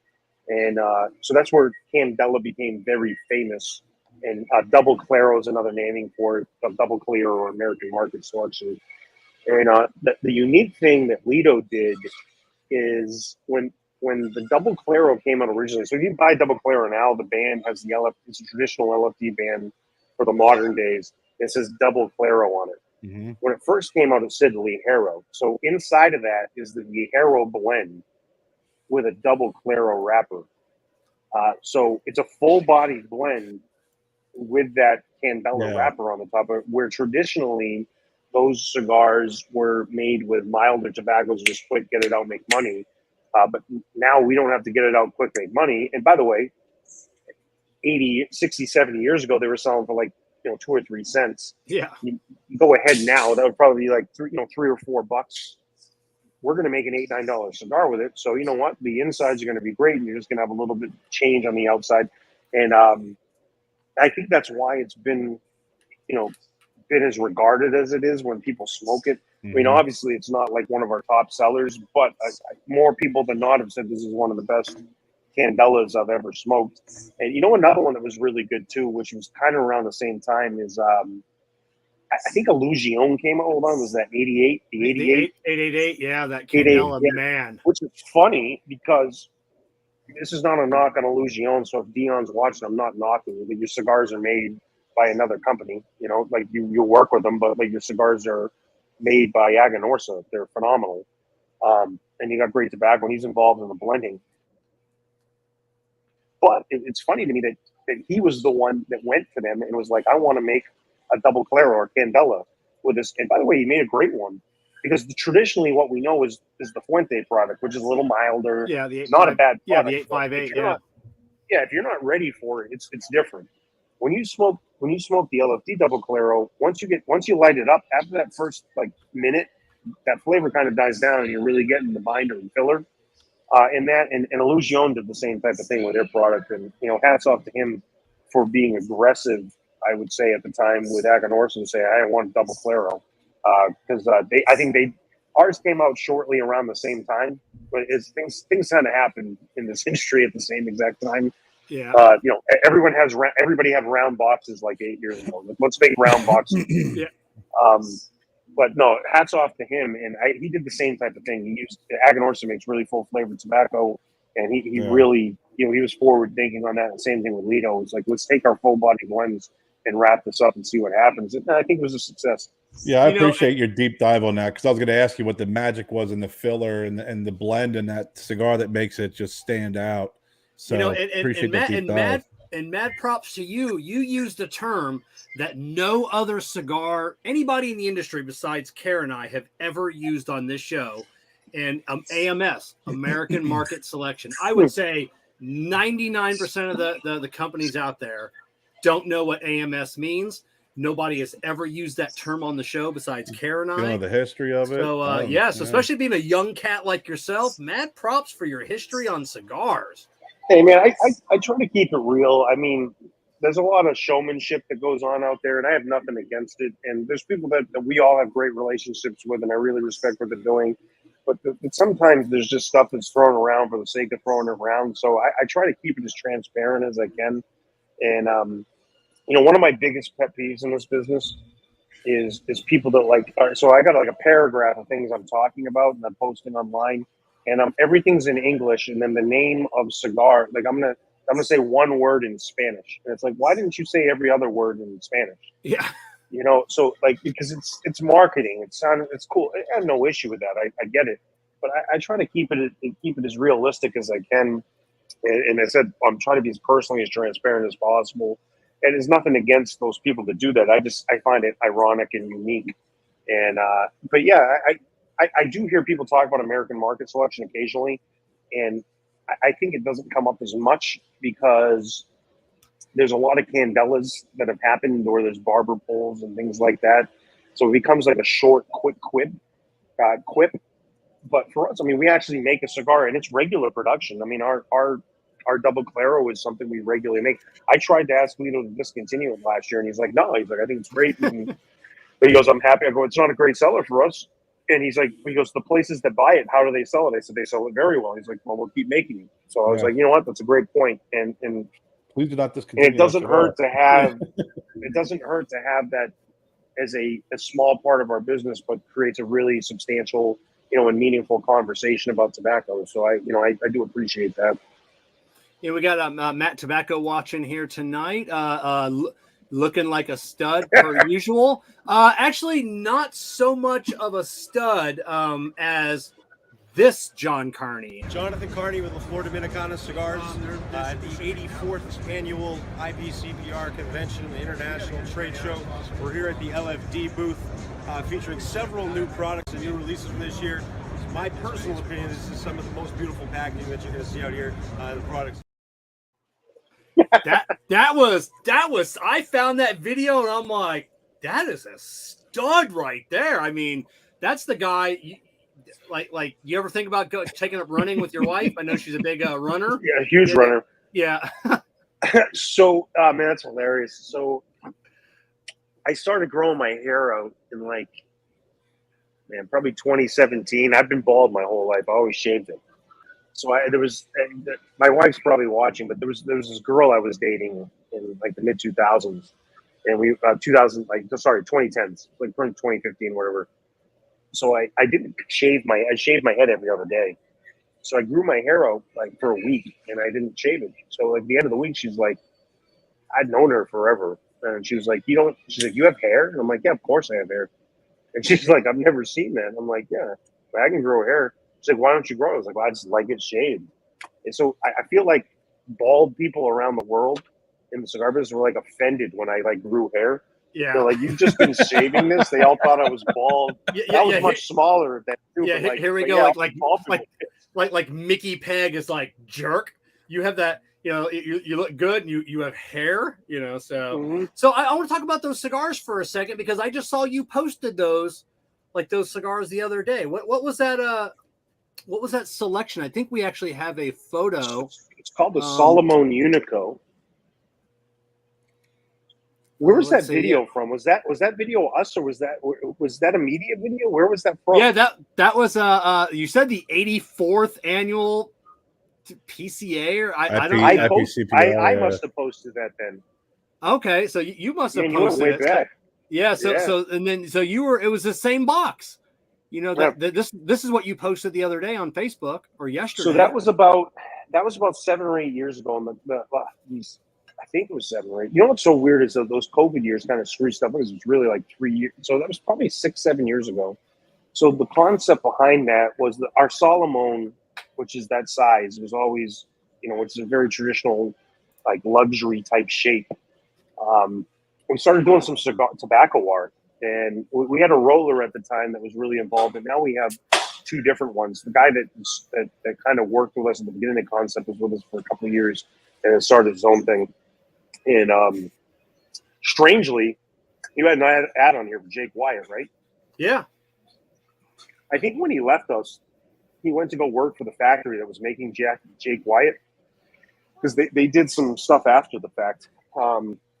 But that was something to commemorate, do something special, tobacco art, and it was supposed to be it was supposed to be just a one-time concept, and then it just kind of created its own excitement behind it for obvious reasons. And now we've had thousands of different designs on there, but the unique nature of that is it's called the Unico, and the reason why is each box is individually different. There will never be a box that has the same designs in it. So if you ever buy it, you may have some duplicates, but the combination of 10 will never be the same. Oh, wow. And people ask how you do that. And how you do it is by continuously changing the designs, so it'll never duplicate itself. So there's never been one box that's ever been released the same. And it's funny you mentioned the social media. I just started upping my social media game. I've always posted a lot of stuff, but I started about a year and a half to 2 years ago learning the Adobe Creative Suite, and I just got to the point where I'm comfortable enough to start putting some of my things out there where I know how to use the program. So I'm really elevating stuff. So I thought Solomon Unico would have been one of the more unique ones for me to put out there with some pictures and some video and some reels on it. And yeah, it's funny that you grabbed that, because I posted that. I think I posted yesterday or the day before, and it was the one that I was so far the most proud of. And I will tell you something funny. I'll be full disclosure here because I appreciate you guys. Sitting directly to the left of me right here is a gentleman who goes by the Orlando Guy. So if you ever jump on the OrlandoGuy.com, he's a little cartoon character, but in person he's not. And he does professional voiceovers. So, and he's a good friend of mine, and he does a lot of stuff for Cigars on the Avenue here, and there's some more information, stuff he's doing in the industry. But I presented to him the voiceover company I'm using, and it's AI technology. Yeah. And I just said, I go, what do you think of this? He's like, it's not bad. He goes, it's pretty good, actually. He goes, there's some words they don't pronounce great. He goes, I feel like you're trying to put me out of a job. So I've been using this AI technology on the voiceovers. And but I'll tell you, Richard here, the Orlando Guy, he's a still better voiceover guy. But the one so far, that's the second one I released with a voiceover, and that I'm very proud of that Solomon Unico with what I presented as the art, and the graphic work, but also as the product itself is really special. So that's been a fun project for us to have. So take us back. Do you remember where you were? We're talking about cigars. We brought up the Andalusian Bull a couple times. December 2016. Where were you? Where were you at when you heard that you guys made #1 cigar? So this is going to come to a shock to people because everyone has an opinion about what Cigar Aficionado does and doesn't do. Yeah. I will tell you one thing. I always thought this too. I was like, there's no way they don't tell the company who's getting Cigar of the Year that they're getting it. I was like, there's no friggin' way. Not on this face of the earth. Because here's the thing. Cigar Aficionado does a ton for this industry. And they've done a lot over the last 3 decades. But at the end of the day, there is a business partnership. Like, why would someone advertise and not have their products featured? And then also at the same time, why would you advertise in a place, and why would you as a reader read something if I can't buy the products that you're presenting to me? Same thing with you. Why would your studio be sponsored by Corona if Corona didn't have cigars for you to buy? Like, why would Drew Estate have a studio if like acid wasn't something you could get? I mean, you would appreciate it because you have sponsorship, but like at the end of the day, it doesn't mean anything. It wouldn't be an actual relationship. Yeah. So Cigar Aficionado does one thing well, is the products they feature are available, and they're products that they have a partnership with, or a business partnership, advertising, and then they do cover a lot of other things too. But the way those things work are, if you want to continue to sell magazines, or you want to continue to have people watch your show, they got to be able to grab the things that you're talking about. Yeah. I mean, it just makes friggin' sense. So those people have opinions about Cigar Aficionado. I had that one where it's like, there's no way they don't tell people about it. And I'm going to tell you something. The second we found out that we had Cigar of the Year was the exact moment everybody else found out. And I'm like, wow, really? Am I allowed to swear on the show? Oh, yeah, without a doubt. And I'm like, these motherfuckers, they don't even fucking tell us. Yeah. And they didn't. Wow. They didn't. We found out. I was flying from Miami to Atlanta, and then Atlanta to Omaha, Nebraska. So I landed in Atlanta at 10:20, and they announced it like 11 o'clock or 10:30, whenever they put it live on the website. So I was refreshing my feed because I was like, I know we had the Andalusian Bull rated high a couple of times throughout the year and some other things. I'm like, but there's no way they're going to put, they're going to put a limited production item on there. Like, no friggin' way. No way. But by the way, no way. They did it back to back. They did the Andalusian Bull and then Eye of the Shark. Yeah. Brutal for anyone trying to find cigars. Brutal. Both deserving. Brutal. So I'm sitting there and I refresh it. I'm like, Cigar of the Year. I'm like, oh my gosh, this is ridiculous. I'm going nuts. I'm like getting on the plane train in Atlanta, and I'm calling anyone. Nobody's answering the phone. Lito's not answering, and Ez isn't answering. Tony was on his way to like Argentina on a boat from like Uruguay. He was going to visit his mom. And I'm like, it's family. I'm like, oh my God. So I can't get a hold of anybody. I call my assistant in the office.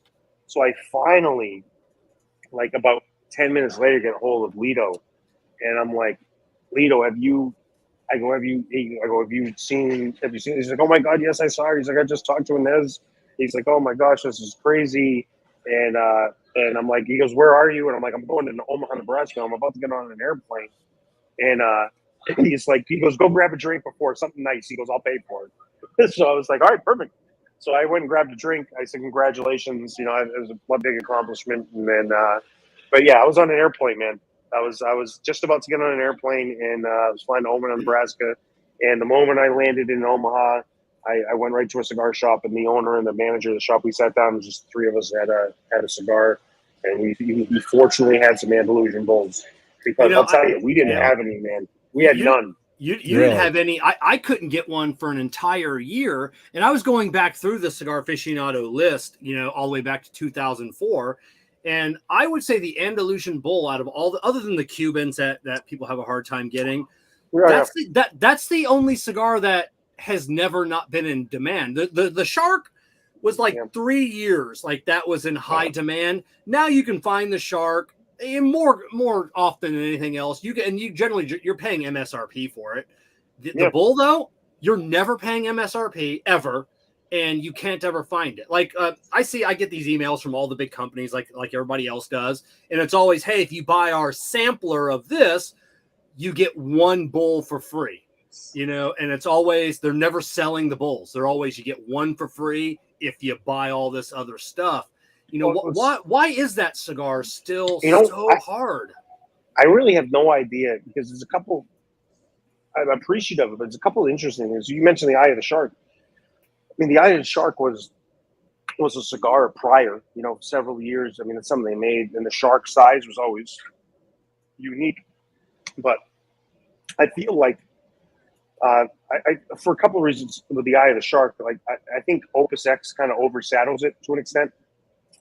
But it also at the same time got Cigar of the Year, and then it went back to kind of just being normal, where it was like, oh, it's kind of hard to get. And I also think a lot of people had smoked it at that point in time.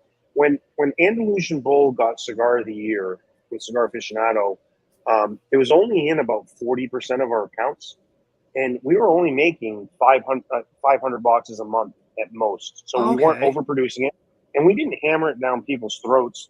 It was like, if you want to bring it in, bring it in. And strangely, at that time, when a lot of the comments I got back was at the time that cigar was $15. People were like, "Oh, $15 is pretty pricey for a cigar like this that we don't know about and it's new." And we're like, "Interesting." And no big deal. So the places that had it were doing a great job with it, and it was selling well. And then it got Cigar. So I think the challenge was that a lot of people didn't know about the product. It wasn't part of a concept in terms of the branding around it, where it was like, you know, Eye of the Shark's one thing. It's the Don Carlos, but like people had known Don Carlos.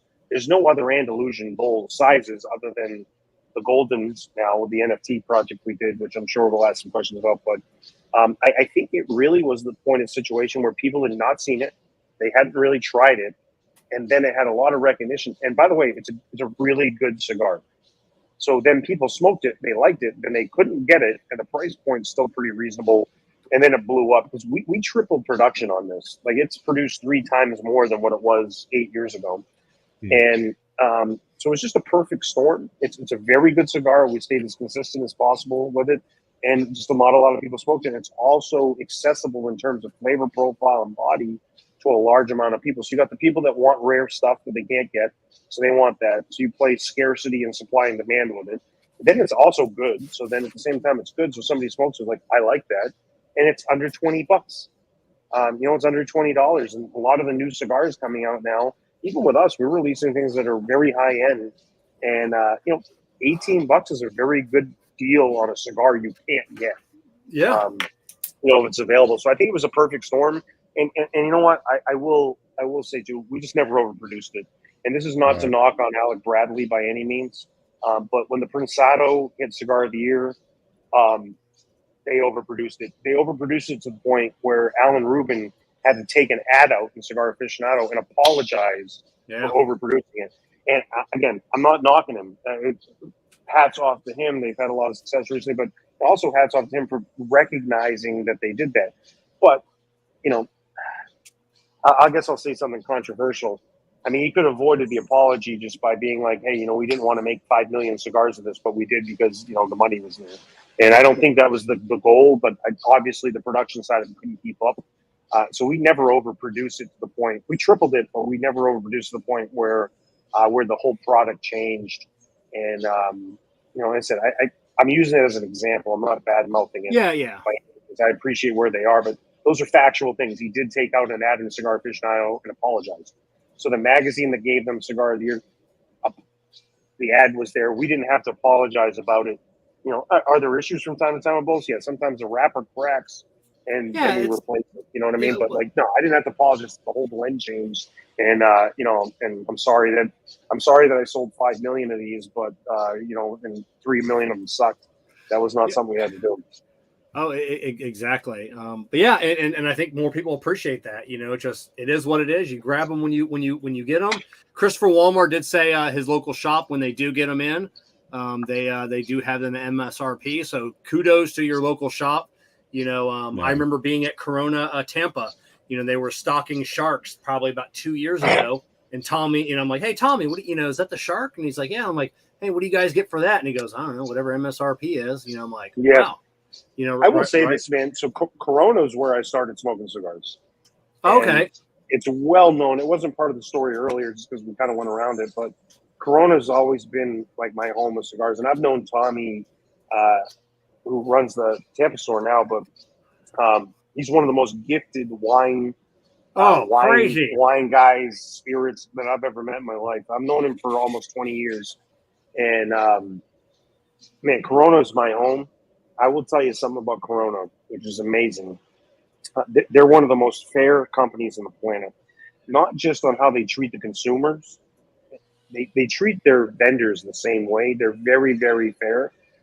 And here's the thing: when you treat people fairly, sometimes people get angry because people want special treatment, right? You'll never get a more fair deal than you get from Corona. You'll never get a more fair opinion than you get from Corona on our side of the business.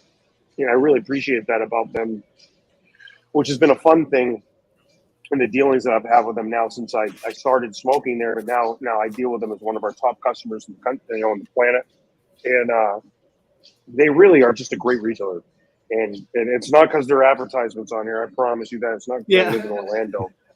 At Cigars on the Avenue is very fair the same way. I think that's why they all get along well. But yeah, in terms of a large retailer, man, Corona is the fairest. If you're a consumer and you want to be treated right and get a real opinion about things that way, if you want to be treated right on price, they don't gouge anything. There's literally no gouge. But then people are like, well, they sell $900 Dom Perignon Davidoff. Yeah, because that's how much Dom Perignon Davidoff from the 80s and 90s cost. Yeah, to be perfect. Exactly. And the next cigar I want to talk about. So last week we had Enrique Cejas on. Great guy. Great guy. We had such a great conversation with him. First time I ever got to talk with him. He brought up the Digger. Every single time I have ever sat down with Steve Saka, not on an interview, just me and Steve, just shooting the shit, talking as like two cigar guys. Every single time for the last 4 years, he always brings the Digger up. Every fucking time. Always talks about the Digger. So tell us, first of all, where did the name Digger come from? And tell us about the Digger, the cigar. So there's very few people I love giving a hard time than I do Steve Saka. And usually when I give him a hard time, it's not to his face, which is excellent, because he's a great guy, man. And and we were talking about being real. Like what I was saying with Corona, things, Steve keeps it real. There's things he does that drive me up a friggin' wall, dude. Personally, drive me nuts. The perfect example was the one I was talking about when people type a whole paragraph or something. They use 3 words in Spanish. He was the example. Oh, he can't even say wrapper, binder, filler. He can't even say wrapper, binder, filler. No. And everything's Liga this, Liga that, and everything's the whole. But Steve's excellent. I love him. He's the ultimate cigar geek who who got into the business and achieved it. Like, he's the geek that made it. He's he's kind of like Elon Musk, only less weird cigars.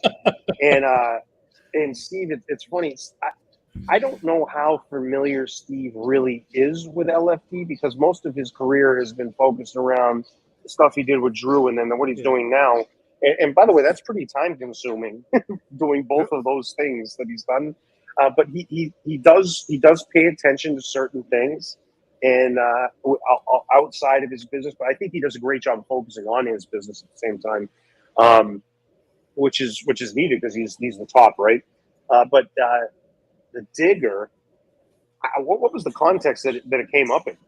It's always something that is people want a it'll be an affordable cigar, and generally he's talking about large ring gauge cigars. A lot of people was like, why are people into these large ring gauge cigars? And and he's like, it's the Digger.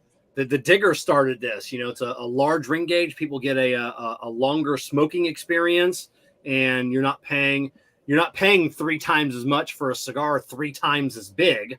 You're still paying a good price for a large cigar. And he goes, they're never in stock. Did you ever smoke his 7x70 Sin Compromiso that he made for Corona? Yeah, that's actually because it's like this football. It's not it's good because it's like a softer kind of box press. It's not just a giant round cigar. Yeah. So I smoked that 2 years ago at a Red Meat Lovers Club event, and I'm like, this is a big ass cigar, and all he does is bitch and moan about big cigars, right? Yeah. So I think we should coin the phrase "sock a bitch." He sock a bitches about it, then he actually releases it. He's like, I didn't want to do this, but like you guys made me, so I did this. Oh, woe is me. Oh, I'm humbly gonna sell 4 million cigars. You know, look, it's what it is. So anyway, I love him to death. And by the way, that was fantastic. But you can't avoid making a big cigar when there's demand for it, just because people don't recognize it or see it. I mean, it's huge. I mean, my top 5 selling SKUs are all 60 ring gauge and above, and then then it kind of changes after that. But I mean, the people that want this stuff, but box pressing really changes things up. The biggest cigar we've made is a 7x70, and it's round. I would prefer it to be box pressed because it's a much more enjoyable experience that way. I don't really like it much bigger than 60. I have no issue smoking 60 ring gauge. But the Digger was really neat. So Fredericksburg, Virginia, there's a place called Old Town Tobacconist, and there was a gentleman there. God, rest in peace. He was a 700 Maduro smoker, and in the 2000s, when Lido started growing, the Delaware, Maryland, Virginia, DC area is probably one of our biggest markets in the country once you add it all together. And in Fredericksburg, there's Old Town Tobacconist, the gentleman there that owns it, his name's Dana. He's a police officer, but he started a cigar shop years ago. And this is going to be, he's built this into his retirement. So when he retires from the police force, he has a very successful business. And a big important part of it was LFD. And so there's this gentleman there, and his name was Digger. So Digger would smoke the 700 Maduro. So Lido go there, and Digger would joke around. He's like, I love the 700s. He said, but here's the problem. When I get to the end of it, I wish it was 2 inches longer. So he'd bust his balls. They'd be having drinks. They'd give each other a hard time. So Lido, as a joke, sent up 3 boxes of cigars, Double Hero 700, 2 inches longer. But he put a broadleaf wrapper on it instead of Ecuador Sumatra. And he wrote on the box Digger. So he sent them up to Dana, and he says, give these to Digger. Digger smokes them. Everyone there smoked them.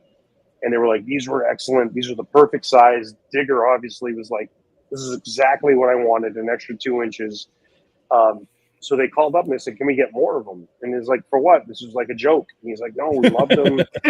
So in 2009, maybe 2009, 2010, we released 3 boxes of Diggers to 100 accounts around the country. Lido had asked if he could use Digger's name, and he was like, yeah, absolutely, no problem at all. So that's how the Digger was born. Was from Digger, it was his nickname, in Fredericksburg, Virginia. And the rest is history because it's our number 2 best-selling SKU. Wow. Number 2 best-selling. Wow. That's amazing. But it's, I mean, what is the MSRP? What was, I think I saw that, like 13? It's like 13 bucks. It's ridiculous. Yeah, it's crazy. You look at it now, $13 for an 8.5 by 60. So I've been smoking this since 6 o'clock. Yeah, it's definitely why people love them too. You know, like I said, it's a cigar $13 cigar you can smoke for a couple of hours, for sure. Now, Kerr, you're familiar with that lounge. I know you've talked about that lounge many times. Yeah, I'd have to go back and try and research my memory banks and my travels up in that area. I spent a lot of time in Virginia and Maryland, and there's just a lot of great shops up there. Yeah. So here's the thing. I'm going to lay down a gauntlet and a challenge for Saka. It's 3 times the tobacco, and it's not 3 times the cost. Saka, you triple the cost first, and then we'll follow. Yeah. We'll see how that goes. Yeah, we'll see how that goes for sure. So what are you smoking for in the morning? What I got a joke with one of the guys at the shop here. His name is Tristan. He's excellent. But we always joke around like, oh, sir, I need some more. So when he serves me things, he brings like a towel. So I also joke around. I was like, I snap. So I was like, I snap when I eat him. So that's what I was snapping.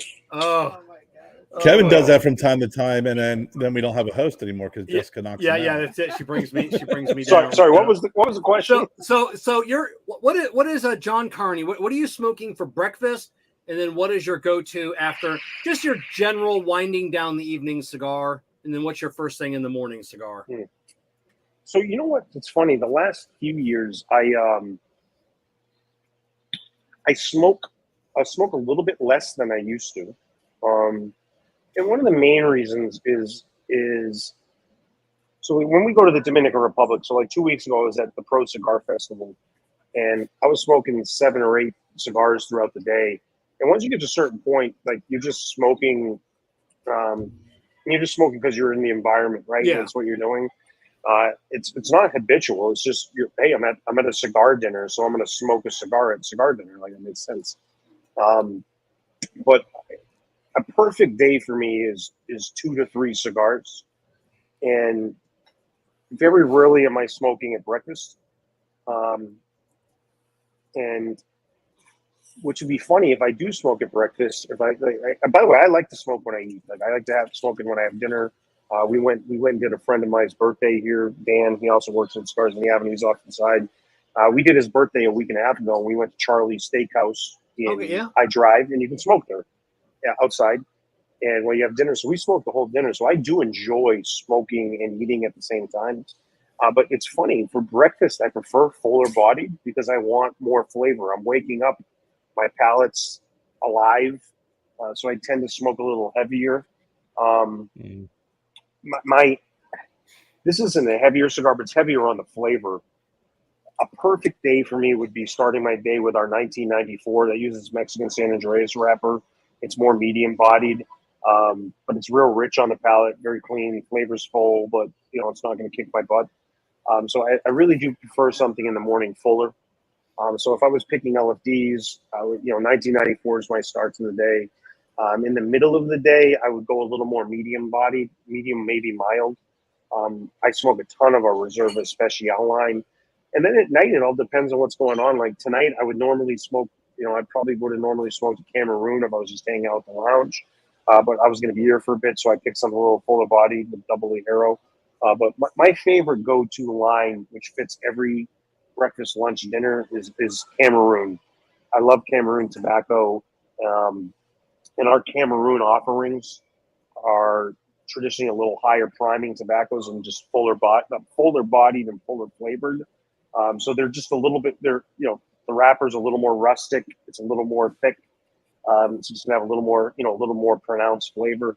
But if I had to smoke something all day, breakfast, lunch, and dinner, and not pair it specifically, I would take our Cameroon cabinet line. But I'll tell you, outside of LFD,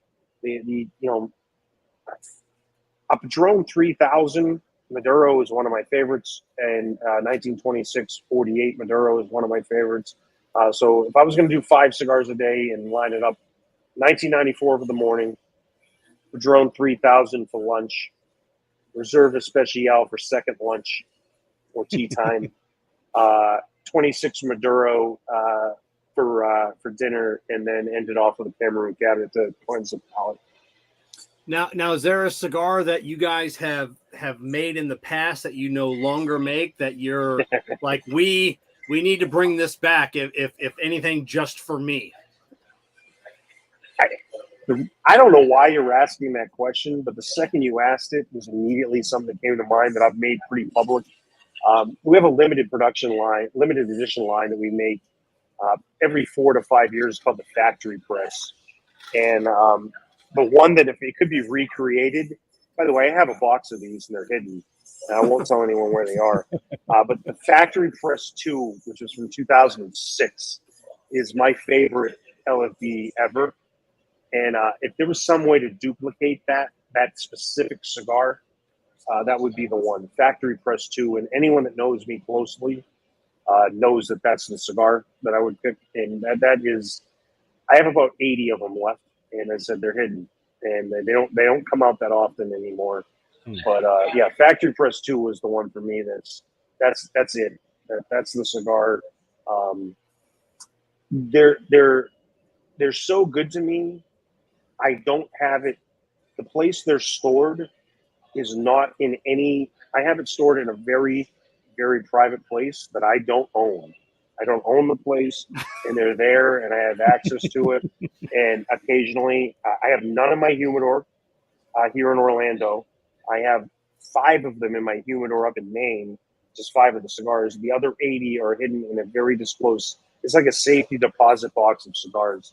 And man, that cigar is, there's nothing like it. Nothing like it. I have a feeling you're directing that specifically towards Matthew Tobacco. Like, hey, I don't have access to these, Matt. Stop asking for these cigars. Yeah. So I don't know if he's even smoked one. He's like my little brother. I don't think I've ever given him one. He may have had one. I don't think so. Yeah. He says LG small batch. The small batch is great. That next step, but that factory press too, man, that's never going to be made again. There's nothing even remotely close to it. I mean, it was 2006. Who even knows what tobaccos were put in the thing? So, I got that. I got that thing so far put away, and yeah, man, I pulled out. I think the last time I pulled out, they're in bundles too. I think the last time I pulled out a bundle was when I think it's when I got married, like a year and a half ago. So I haven't smoked for almost 2 years. And I think I might have opened one for Matt once, maybe. I don't know. But those things are like Fort Knox of cigar storage, and I'm the only one that knows where they are, other than the person that locks that stuff down. And yeah, that factory press too, man, out of control. Yeah, Matthew said he has had one. Yeah, so I thought I brought him up. I thought he'd had one before, yeah, but he said one. All right, so he may have to Matt and Nicole. When the baby's born, maybe that'll be a celebratory, celebratory cigar. So to wind down the evening, 2 final questions I have. What does Lito and Tony argue about?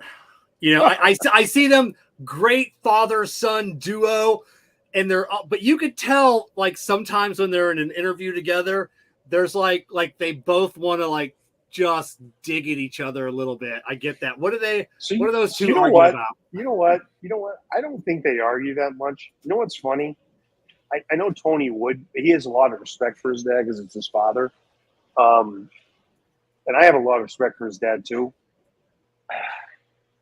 I think I argue with his dad more than he does. Do you? And I don't argue with him that much ever. We never had an argument, but like, dude, I'm demonstrative. So like, if something comes up and like I'm passionate about it, like I get passionate about the discussion. Tony is too, but he's just, the way he delivers it's a little different. He's a little more passive with it, but he's not saying he's not assertive. He's very assertive. But man, that's a great question.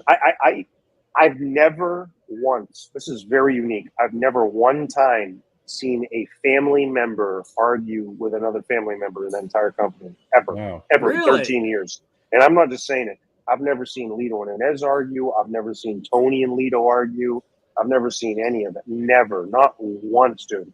And I've gotten into it before, Lito. I've gotten into it with Inez before, and I think it's not because they wanted it to be that way. It's because that's just who I am. It's just like, and they listened to it, and it was like, all right, hold back, like whatever. So they really don't.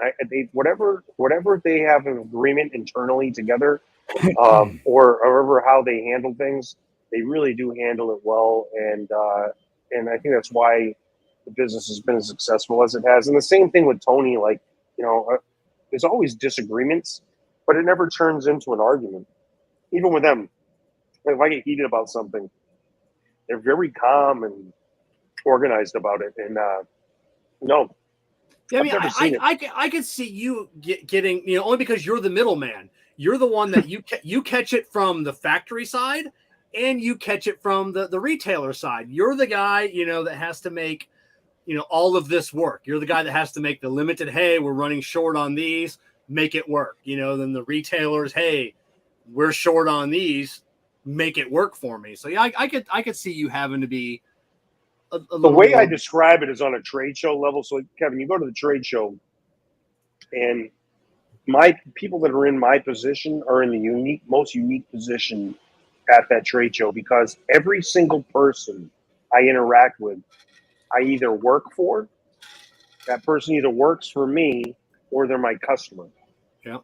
So my sales reps, they either work for the person or they're the customer, right? And with the owners of the company everyone either works for me or they're my customer. I'm the only one that I either work for the person, they work for me, or they're my customer, which is when you add an extra dynamic there, it's interesting.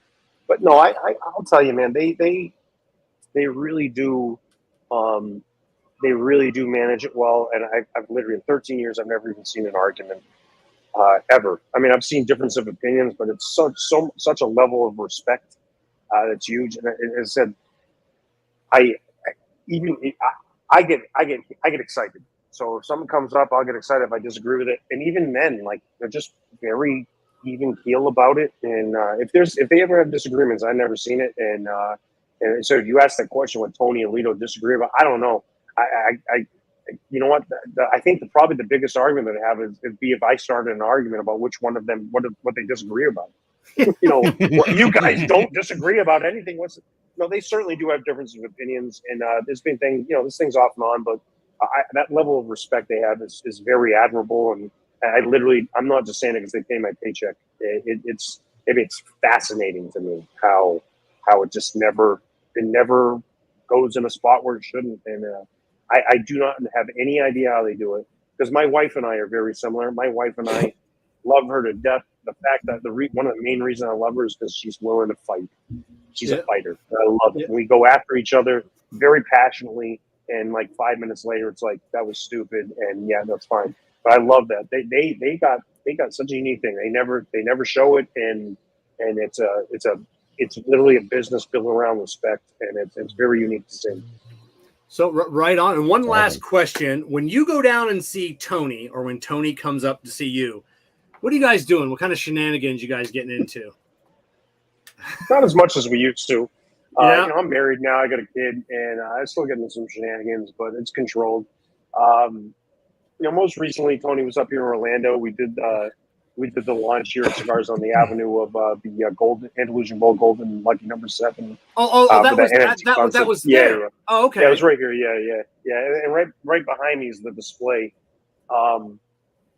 Man, we don't get as much shenanigans as we used to. You know what's fun? The whole thing about the family in general is, the longer I've been here, the more they treat me like family. Which, when you're in the Gomez family, it's a high level of accountability.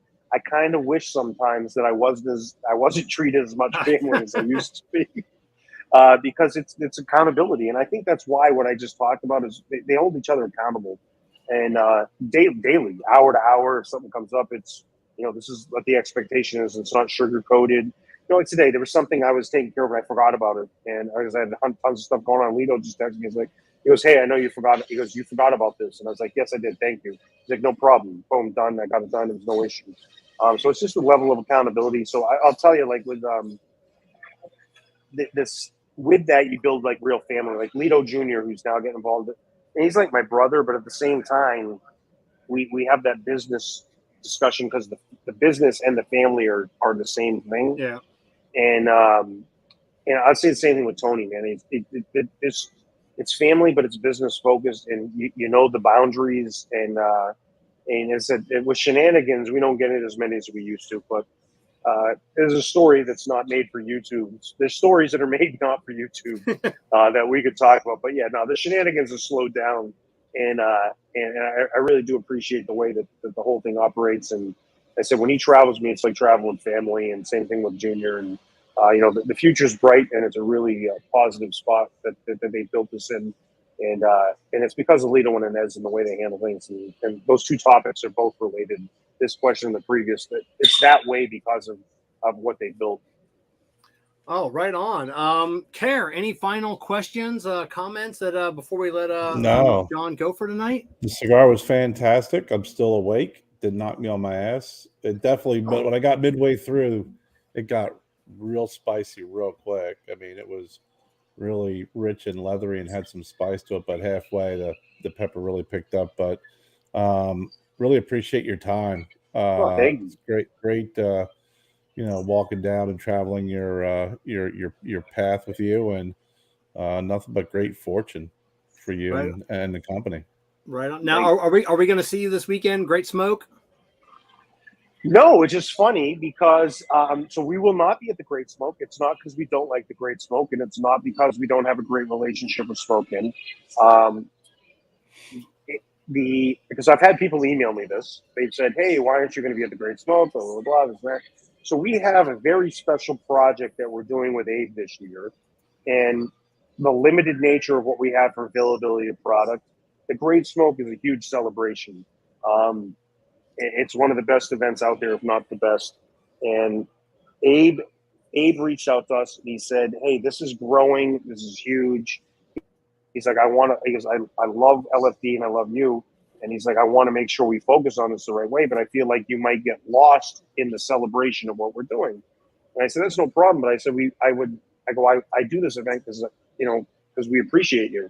And I go, but if you're saying, if you'd like to do something else and focus on it differently, we'd love to do that. So we'll not be at the Great Smoke, but we have some huge things planned with Smokin this year that will be separate from that. And we may be back to the Great Smoke in the future. But multi-vendor events are fantastic. They run one of the best. There's just a lot of them going around. We're not making a ton of cigars, and it's a matter of if I'm going to make 5,000 cigars for you for your event, let's make it something special and do it on our own. And we're just not in a spot to go as crazy and be as celebratory as we need to. So we will not be a Great Smoke. We'll be there in spirit. And I told Abe, I go, last minute, if you need me to be down there, just call me. I'll show up with a bunch of cigars. We'll have a good time. But we've got something fun planned with Smokin this year, which is going to be incredible. And we'll play off of some of the concepts from the Great Smoke. So just because we're not there doesn't mean we aren't part of what's going on. And that'll be announced here in the next couple months of what we're doing there. And I think it's going to be a really fun thing, and it's going to be something really unique. Cool. I can't wait to check out, see what you guys are doing. John, thank you so much coming on and spending a couple of hours of your Monday night. We definitely appreciate it. Hopefully I'll come up and see you at that lounge, or next time we'll see you at Corona for sure. So, all right, man, you have a good night. Take care, Thank John. you all. I appreciate you letting me come on and hijack your show for tonight. Perfect. No, anytime, man. Anytime. We'll talk to you later. All right, let's hear everybody start typing in the word cigar for our Tapping Ash and Taking Names giveaway, and let's hear a little word from our sponsor, Corona Cigar.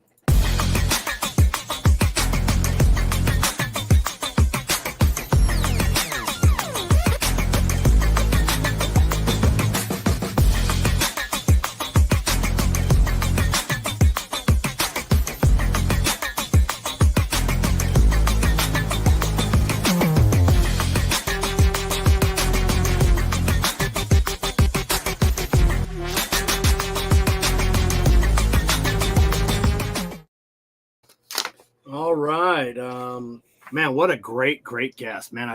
Great guy. I love that. I feel like I know a little bit more about John now. Yes, remember for all of those that don't win tonight, we've got from Corona Cigar the Crock Full of Gold tasting package for our winner tonight, but you can still get this. $119.95 comes with a 750 ml bottle of Tullamore Dew in this great ceramic pot. You get a 5-pack of these cigars that I can't say the name on YouTube, or they'll take my video down. And then you get the one each of the Alec Bradley 2022 Black Market Filthy Hooligan, the Alec Bradley 2022 Filthy Hooligan Shamrock, and one Corona Nicaraguan 10th anniversary. You get the Vertigo Cutter, and you get the 2 Glencairn glasses. Not these that I have my fingers over. You do get the clean ones, the clean ones in the packaging.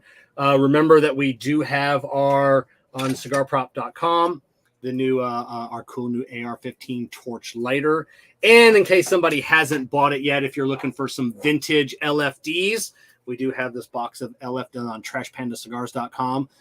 The Coronado by La Flor from 2010 that we have available. So buy those so I can actually make money and not have to smoke them myself. So looks like everybody has typed in their word. So let's share this screen.